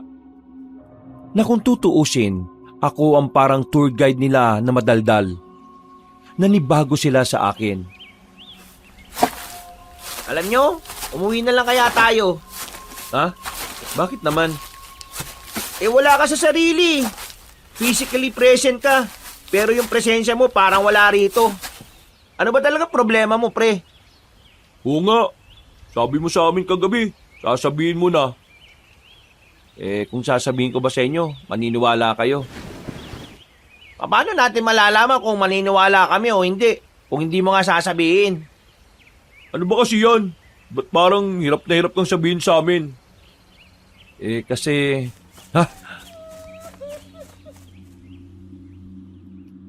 Hindi ko na ituloy ang sasabihin na makarinig kami ng mabibilis na yabag na mga paa. Meron ding umiiyak na boses. Hahanapin sana namin ang umiiyak na yon nang matanaw namin na may mga lalaking nakaitim. Tapos may isang lalaking tumatakbo. Sugatan. Ang lalaking nakaitim naman, ayun din yung humabol sa amin sa bayan. Hinila ko silang dalawa. Nagtago kami sa gilid. Pinanood lang namin kung ano ang mangyayari. Nanlaki na lang ang mga mata namin nang makitang dinakmana ng isang lalaking nakaitim ang lalaking sugatan. Sinakmal sa leeg. Kinagat-kagat ng ilang ulit. Hindi tumigil kahit nagmamakaawa na ang lalaki. Sa isang iglap lang, nalagutan agad ng hininga ang biktima. Pagsaluhan na natin to. Visit na pinuno natin. Hindi tayo pinapakain eh. Maganda nang nadiskarte tayo. Hindi na kami makagalaw sa nakikita namin noon dahil sa magkahalong takot at kaba. Mga ilang sandali lang ay nakita namin binitbit na nila ang biktima. Paalis na rin sana kami pero biglang napabahing si Marvin. Sabay-sabay na lumingon ang mga aswang sa amin. At dahil doon, ako na ang nagsabi sa kanila na tumakbo. Para kaming maubusan ng lupa noong mga sandaling yon dahil sa bilis namin. At sa tuwing lilingon naman kami, nakikita naming nakasunod lang sa amin ang mga aswang. Sa kamalas-malasan pa, napahiwalay sa amin si Marvin. Bigla na lang siyang nag-iba ng direksyon. Nakita rin naman namin na siya na yung hinahabol. Kami naman ni Roger ay sumiksik na lang sa puno ng balete. Gagi, ano ba yung pre? Pre, aswang ang mga yun. Aswang? Tirik ang araw, aswang? Aswang nga yun. Saka nakakita ng normal na tao na kumakain ng kapwa-tao. Aswang yun. Si Marvin, baka napano na si Marvin. Siya na yung hinahabol eh. Ano gagawin natin? Hahanapin natin si Marvin. Hindi pwedeng umuwi tayo nang hindi natin siya kasama. Baka mamaya, ang dami pang aswang dito sa gubat na to. Kailangan nating lakasan ng loob natin, pre. Kapag napahamak si Marvin, problema din natin yun. Diyos ko naman ang tanga-tanga naman kasi. Bakit bigla-bigla siyang mag-iiba ng direksyon? Sinabi ng kumanan, kumaliwa pa talaga. Ang tanga! Nakakabwisit! Alauna pa lang naman eh. Tara na, hanapin na natin siya. Baka nandyan lang yun. Kumuha na lang kami ng matitibay na sanga na pwede naming ipamalo. Kahit na kinakabahan, nilakasan pa rin namin ang loob namin. Hinanap namin si Marvin sa gubat na yon. Pero inabot na kami ng 5 oras ay wala pa rin kaming napapala. Kumagat na ang dilim sa paligid. Pero kahit na anino lang niya ay hindi na namin nasisilayan. Kanina pa tayo rito, pre. Hindi pa rin natin nahanap si Marvin. Baka siguro, kailangan na lang natin tanggapin na wala na siya. Baka... Sira ulo. Anong wala na siya? Nandyan pa siya, nararamdaman ko. Buhay pa kaibigan natin. Nasaan nga, Aber? Kung natatakot ka na, mauna ka na umuwi. Ako nang bahala maghanap sa kaibigan natin. Hindi ko siya hayaang hindi maisama pabalik. Pawin mo ako mag-isa? Akala mo, ang lapit lang natin sa bahay mo, no? Ilang metro din ang binyahe natin kanina, Jericho. Kung di mo kayang umuwi mag-isa, dapat kaya mong sumama sa akin ngayon. Pabira naman talagang buhay to, Tara na, hanapin na natin ulit siya. Doon sa banda ron, baka naroon siya. Naglakad pa kami ng naglakad hanggang meron na kaming matanaw na liwanag. Isang komunidad, maraming kabahayan at meron ding mga ilaw. Pero bukod doon, napukaw ng pinakamalaking bahay ang atensyon namin. May bukod tanging mansyon doon. Nung una, inakala namin na baka tipikal na baryo o barangay lang yon. Kaya nagmamadali kaming maglakad papunta roon. Nang makalapit na kami, dito na namin nakita si Marvin. Nakatago siya sa mga halamanan at parang may sinisilip. Sira ulo ka. Saan ka ba nagpunta? Shhh! Huwag kayo maingay. Tingnan nyo. Nang sumilip kami sa tinitingnan niya, nakita namin ang harapan ng mansyon. Maraming mga nakatayo doon. Sa gitna nila ay isang matandang magara ang suot, mukhang mayaman. Mga aswang ang mga yan. Naririnig ko kanina pa ang usapan nila eh. Meron daw isa sa kanilang namatay. Pagbabayarin daw nila yung mga tao. Teka, hindi kaya... Pinatay nila si Malia. Pinatay nila ang asawa ko. Hindi makakapayag ang isang supremo na gaya ko na mapalagpas ito. Buhay ng isa sa pinakamayamang aswang ang kinuha nila. Kaya buhay din ang kukunin natin. Hindi lang isang buhay. Hindi lang 2. Hindi lang 3. Lahat ng tao makikita natin sa baryong yon, kukunin natin ang buhay. Magsisisi sila na tayo ang kinalaban nila. Ipapatikim natin sa kanila kung ano ang lasa ng impyerno! Nang marinig namin yon, parang kusang tumindig na lang ang mga balahibo ko, Kabanong. Nanlalamig bigla ang palad ko. Ganon din silang dalawa. Mga pre, narinig ko rin kanina itong lugar na to. Lugar ng mga aswang eh. Yan ang ginagawa natin dito. Kailangan na natin umalis dito, baka mamaya ay mabiktima rin tayo. O sige, tayo na. Bilis! Bilis! Wala na kaming sinayang na sandali. Bago pa malaman ng mga aswang na naroon kami, ay agad na rin naming nilisan ang lugar na yon. Maswerte namang wala kami nakasalubong na aswang. Hanggang sa makarating na kami sa kalsada. May mga napapadaan na naman ng mga sasakyan, kaya agad naman din kaming nakabiyahe. Sa puntong yun pa lang kami nakahinga ng maayos. Makalipas ang halos kalahating oras na biyahe, nakababa na rin kami sa harapan ng lugar namin. Mabilis ang lakad na ginawa namin. Dumiretso agad ako kay Nanalin pero wala siya roon. Kaya nagpaalam na muna ako sa 2 kong kaibigan at pinuntahan ko ang bahay nila Mang Lino. Nabutan ko silang naroon kaya nawala rin ang pangamba ko. O, Janica, nagmamadali ka ba makarating dito? Nasaan si Rancho? Nasa loob, maaga kong pinatulog. Alam na namin kung saan nagkukuta ang mga aswang. Teka, paano nyo nalaman? Sino kasama mo? Kasama mo yung dalawa mong kaibigan? Malamang, di ba 3 kaming namumundo kanina? Aksidente naming nadiskubre yung isang barangay o baryo ba yun? Tapos, merong malaking bahay doon. Malamansyon. Narinig namin yung isang matanda, mukhang mayaman siya eh. Tapos yung tinira mo ng palasyo na matandang babae, Mang Lino, asawa nun. Ang sabi niya, magiganti sila sa inyo sa lugar ninyo. Lahat ng taong makikita nila papatayin daw nila. May sinabi ba silang araw kung kailan sila aatake? Wala walang araw, walang eksaktong lugar. At ang sabi lang nila ay magbabayad daw kayo. Mang Lino, anong gagawin natin? Mukhang masisira ang pinaplano nyo dahil mas mapapaaga ang laban. Si Rancho, isasama na namin siya sa Maynila. Mas ligtas siya ron. Hindi pwede. Bakit hindi pwede? Milyonaryong aswang ang lola ni Rancho. Marami siyang koneksyon. Sa mga sandaling ito malamang sa malamang, kinukontak na niya lahat ng kakilala niya sa mga pier para hindi makalabas ng probinsya ang batang yan. Paano gagawin natin sa batang yon? Paano natin siya may tatago? Dito naman luluso ba mga aswang Hindi sa lugar ninyo. Kaya dalhin niyo muna ang batang yun sa inyo. Dalhin, ikaw na ang bahala sa kanila. Ano, kaya mo ba? Hindi ko alam, pero susubukan kong kayanin. Ngayon ko na magagamit lahat ng tinuro sa akin ni Lola. Paano ba yumayaman ng mga aswang? Bakit parang ang dami nilang koneksyon dito sa Pilipinas? Iba kasi ang nagagawa ng pera. Kayang tapakan ng pera ang tunay nilang kulay. Marami siyang illegal na negosyo malamang sa malamang.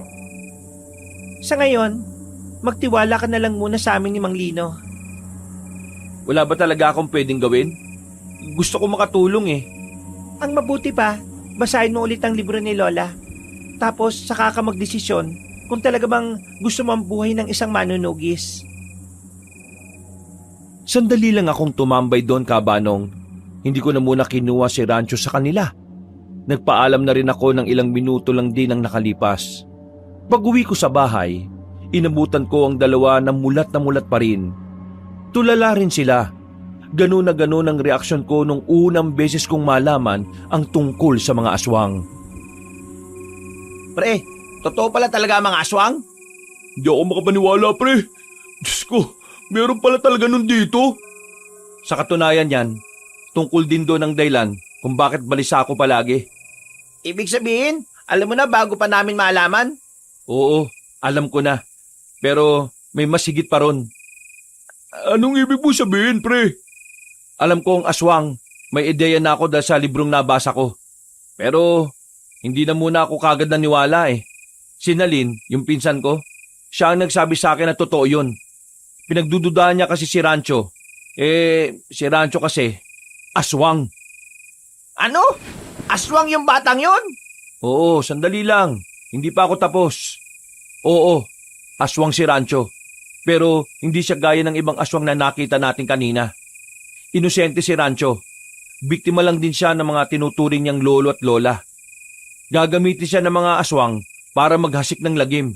At yun ang pinipigilan ng mga manunugis. Teka, wait lang. Seryoso? Aswang si Rancho? Kung anong sinabi ko, totoo yun.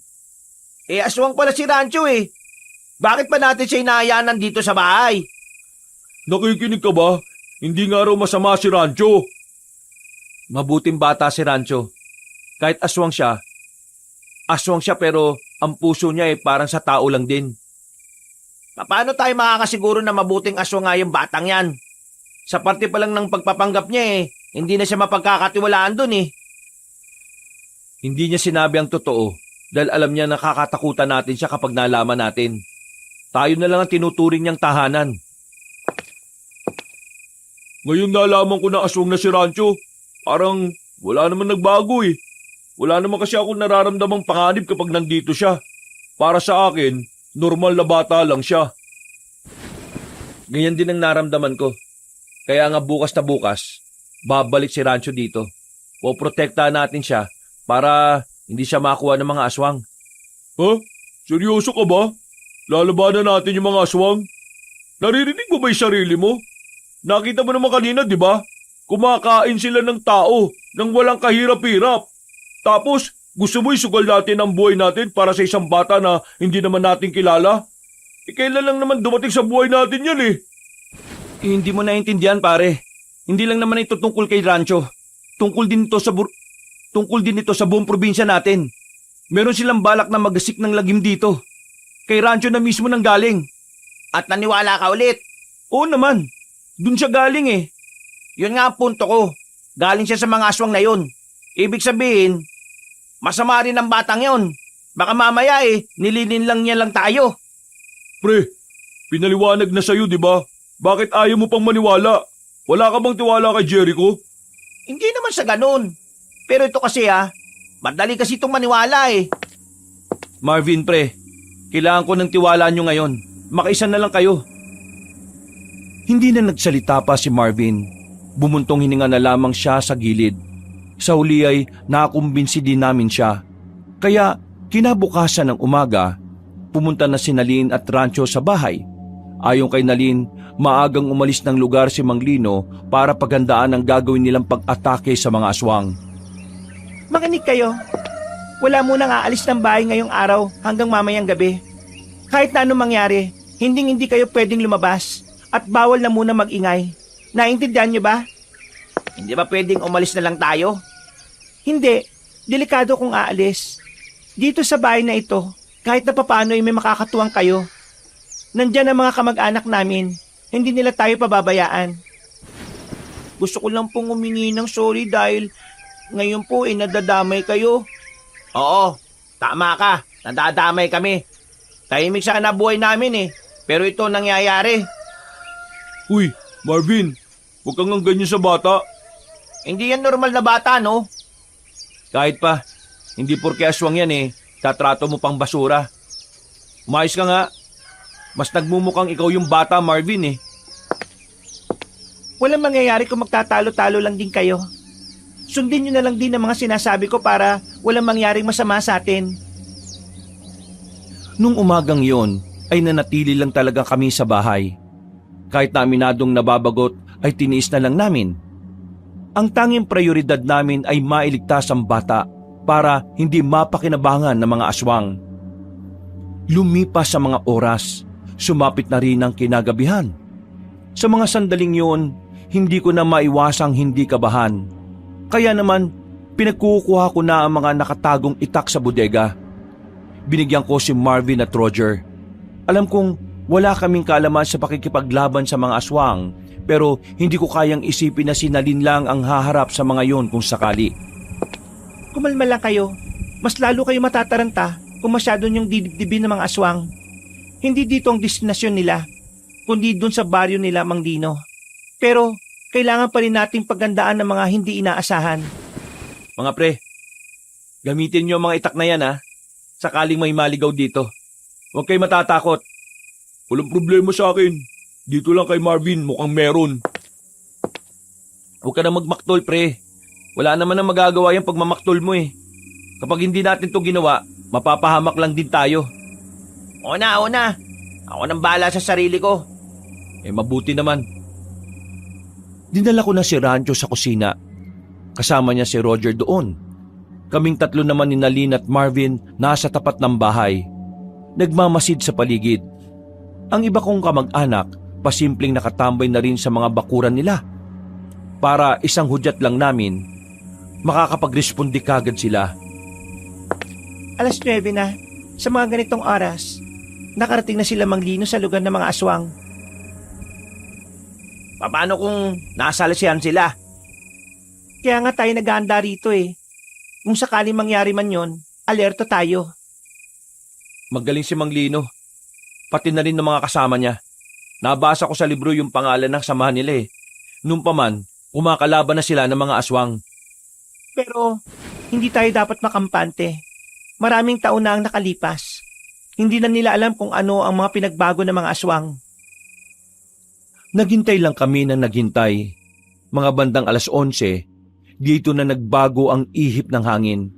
Nakaramdam na kami ng presensya ng aswang sa paligid. Nakarinig na rin kami ng mga kaluskos. Kinabahan na kami.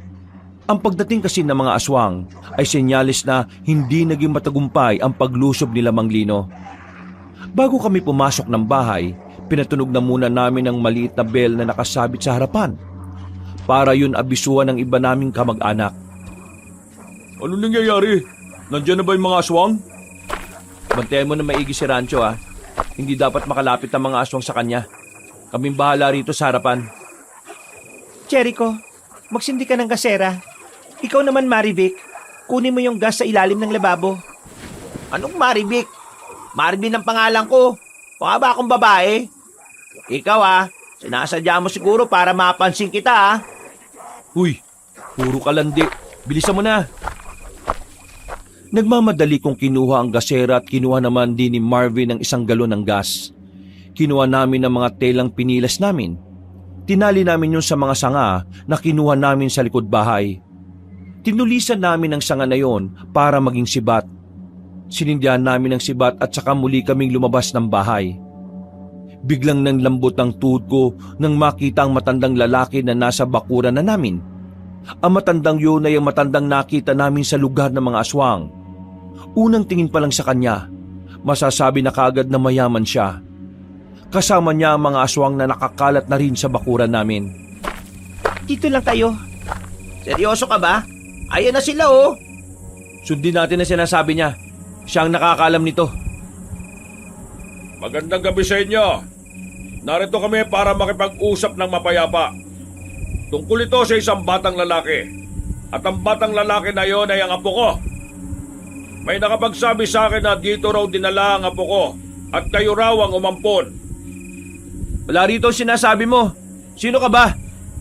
Naaamoy ko siya. Malakas ang amoy niya. At nararamdaman ko siya. Kaya wala kayong pwedeng itago sa akin. Kung ako sa inyo, ibigay niyo na lang siya na maayos. Para hindi na tayo humantong sa kaguluhan. Akala mo magpapauto kami sa mga aswang na kagaya ninyo? Alam namin na kapag naibalik sa inyo ang batang yon, mas magtatagumpay na kayo sa mga binabalak ninyo. Ano bang alam mong babae ka? Gusto ko lang maibalik ang apo ko. Isa akong lolo na nag-aalala sa... Apo? May kapal-kapal talaga ng mukha na tawagin siyang apo. Gagamitin niyo lang siya sa kasamaan Uy pre, hindi ka ba natatakot? Mga aswang ang kaharap natin. Kala nyo siguro hindi namin alam ang totoong pakay nyo sa bata? Balak nyong kunin ang espiritu na nakasapi sa katawan niya. At kapag nangyari yon, mas magiging malakas ka. O ano, nagulat ka ba? Sino ka bang babae ka? Kabilang ka ba sa mga manunugis na yon? Hindi nyo makukuha ang bata. Magkakamatayan tayo. At anong gagawin ninyo? Kakalabanin ninyo kami? Sigurado ba kayo sa gusto nyong mangyari? Titignan na lang natin. Sige, total hindi naman kayo makuha sa maayos na usapan. Idadaan na lang natin ito sa karahasan. Mga kasama! Aatake na sana ang mga aswang pero agad na rin kumilos sa mga kamag-anak ko. Pinagbababato nila ng kung ano-ano ang mga aswang. Ang ilan pa ay may mga nagpaputok ng sumpak at pumukol ng palaso. Nataranta ang mga aswang. Hindi nila inakala na ganoon ang mangyayari. Medyo nabuhayan ako ng loob ng mga sandaling yun, Kabanong. Buong akala ko, magtutuloy-tuloy ang kalamangan namin sa laban. Pero sandaling umatras sa mga aswang. Pumunta sila sa madidilim na parte para muling bumuelo. At sa muli nilang pag-atake, dito na nagalusa ng mga kamag-anak ko. Kanya-kanya na rin silang pasok sa mga bahay nila. Nawala na mga putukan ng mga baril. Ang tanging maririnig na lang sa labas ay ang mga galit na tinig ng mga nilalang. Pre, umatras na mga kamag-anak nyo. Mukhang papasukin na nila tayo dito. Huwag kang mag-alala. May mga nilagay akong pangontra sa bahay na ito. Hindi sila basta-basta makakapasok. Ha?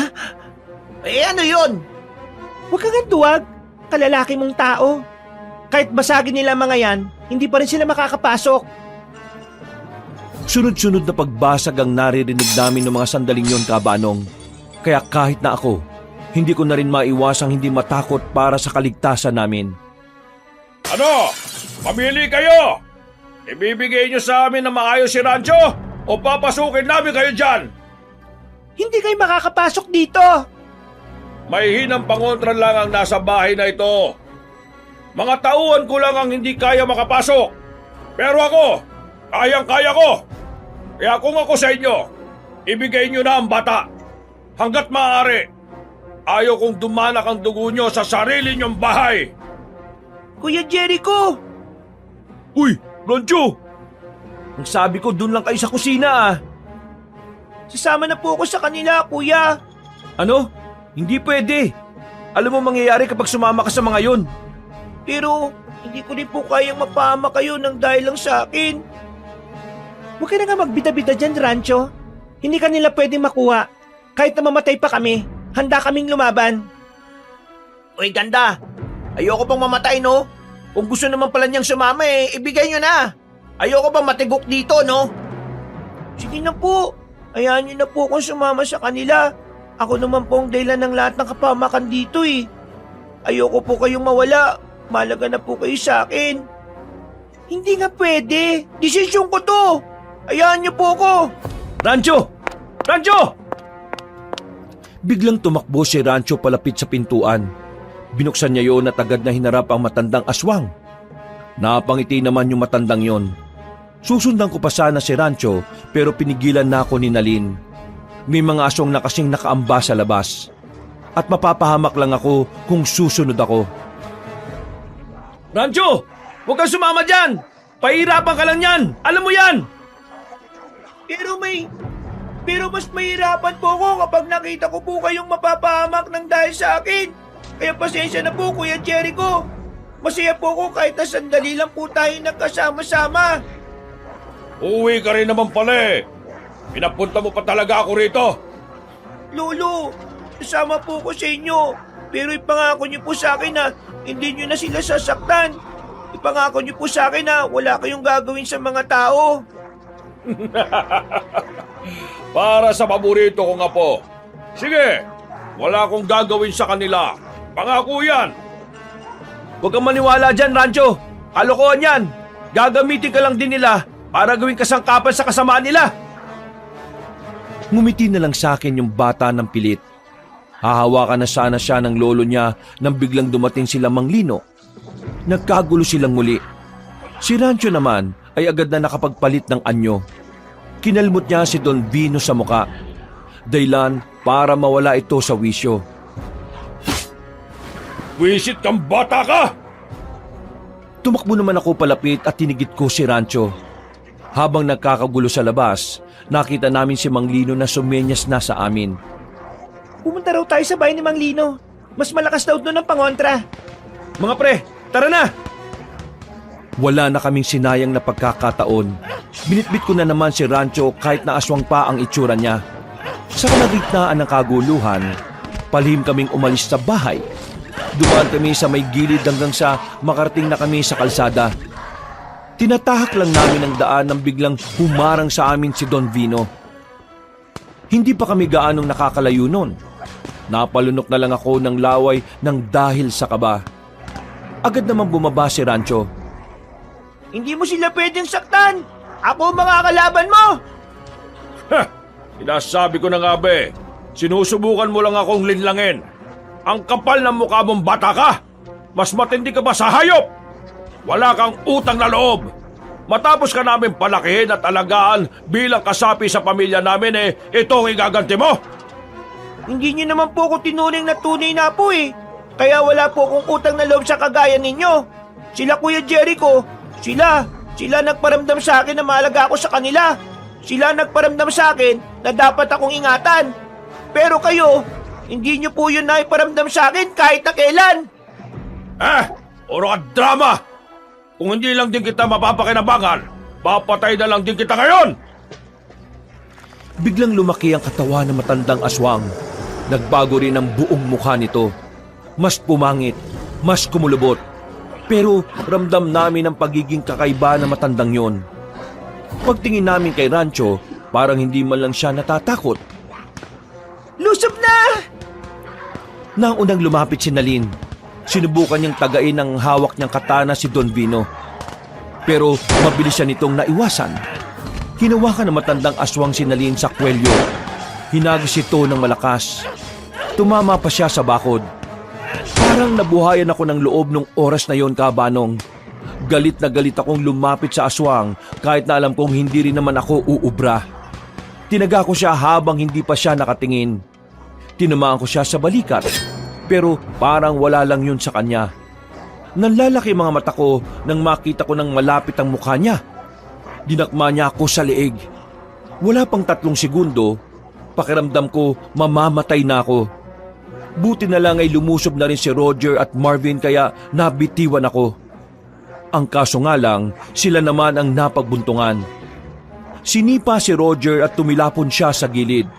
Si Marvin naman hinagis at sumabit pa sa puno ng bayabas. Ang tanging natitira lang na nakatindig nung mga oras na yon ay si Rancho. Rancho! Tumakas ka na! Takas na! Hindi ko po kayo iiwan. Lalabanan ko po siya. Pambira ka naman oh! Makinig ka na lang! Takas na! Hayaan mo na siya. Marahang naglakad si Rancho palapit sa lolo niya. Sa liit ni Rancho, hindi ko may isip kung anong mangyayaring masama sa katawan niya. Ako yung nasasaktan kapag iniisip kong magkakanda bali-bali ang buto niya. Pasaway kang bata ka! Hindi ko kayo atrasan. Magsasalpukan na sanang dalawa, pero biglang gumilid si Rancho. Nagtaka din si Don Vino sa kanya. Yung pala, meron pala siyang binabalak na hindi niya alam. Mang Lino! Ngayon na! Isang palasoong tumarak sa hita ni Don Vino. Nang mapaluhod ang kaliwang hita nito, ay agad na lumabas si Mang Lino mula sa dilim.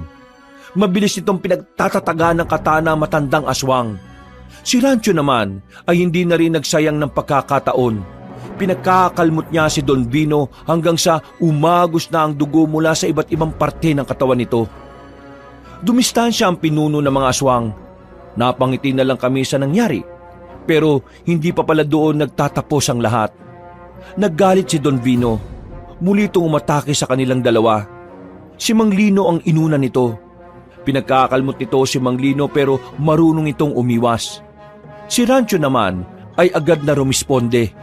Kinalmot at kinagat niya si Don Vino. Pero nahawakan siya sa ulo at saka sinuntok ng malakas sa tiyan. Namilipit sa sakit si Rancho dahil doon. Ako ang kalapin ba? At hindi ang batang yan! May kinuha si Mang Lino na latigo. Yari daw yun sa buntot ng pagi. Pagagupit niya pa lang ng isang beses sa aswang, ramdam na ramdam agad noon ng sakit. Hindi tinigilan ni Mang Lino ang paghataw niya. Nang makarecover na si Rancho, mabilis itong gumapang at sumampa sa likuran na matanda. Mang Lino! Gawin niyo na po! Bilis! Walang sinayang na pagkakataon si Mang Lino. Mabilis itong tumakbo at dinukot naman ito ang palakol sa likod. Hinataw niya ng palakol ang matandang aswang. Tinamaan yun sa ulo, kaya agad itong nagpaggewang-gewang. Hindi magtatagumpay ang kasamaan! Ha! Alas mo! Mas malakas ang kabutihan! Pagsisisihan niyo ang ginawa niyo! Pagsisisihan niyo ito! Lolo, tama na po! Wala na po kayong magagawa! Matitigil na po ang kasama binabalak niyo sa mga tao! Tanggapin niyo na lang na talo kayo! Taksil! Taksil kang bata ka! Isinusumpa kita! Habang buhay na magiging miserable ang buhay mo dahil sa espiritu sa katawan mo! Hindi siya aalis! Habang buhay kang halimaw! Sinilibanan ni Mang Lino ng apoy si Don Vino. Hindi pa ito nakontento. Itinarak pa rin ito ang katana sa dibdib.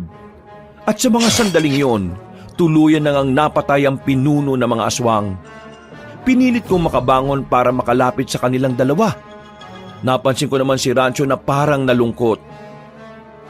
Huwag ka mag-alala, Rancho. Kami mga albularyo ay alam kung paano alisin ang nasa katawan mo. Kaya huwag ka nang malulungkot.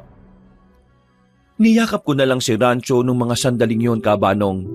Nang masiguro naming patay na si Don Vino, binalikan namin ang bahay. Marami ang nasugatan sa mga albularyo at manunugis. Ganun din sa mga kamag-anakan ko. Pero buti na lang ay walang nasawi sa kanila at natalo pa rin nila ang mga aswang. Kinabukasan, kumalat sa buong lugar ang nangyari. Hindi naman na naggulat ang mga residente. Matagal na rin pala kasing alam ng mga taga roon ang kasaysayan ng angkan namin. Kinagabihan, nagpaalam sa amin si Mang Lino. Dadali niya si Rancho at ilang araw itong mawawala sa amin. Sisimulan kasi nila agad na palayasin yung espiritu ng sinaunang aswang sa katawan ng bata. Kinakailangan sa malayong lugar yun gawin. 1 linggo ang nakalipas. Nakakamiss din pala si Rancho, no? 1 linggo na siyang wala rito eh. Ayos lang kaya siya? Ayos lang yun. Sigurado ako, ginagawa ni Mang Lino lahat na makakaya niya.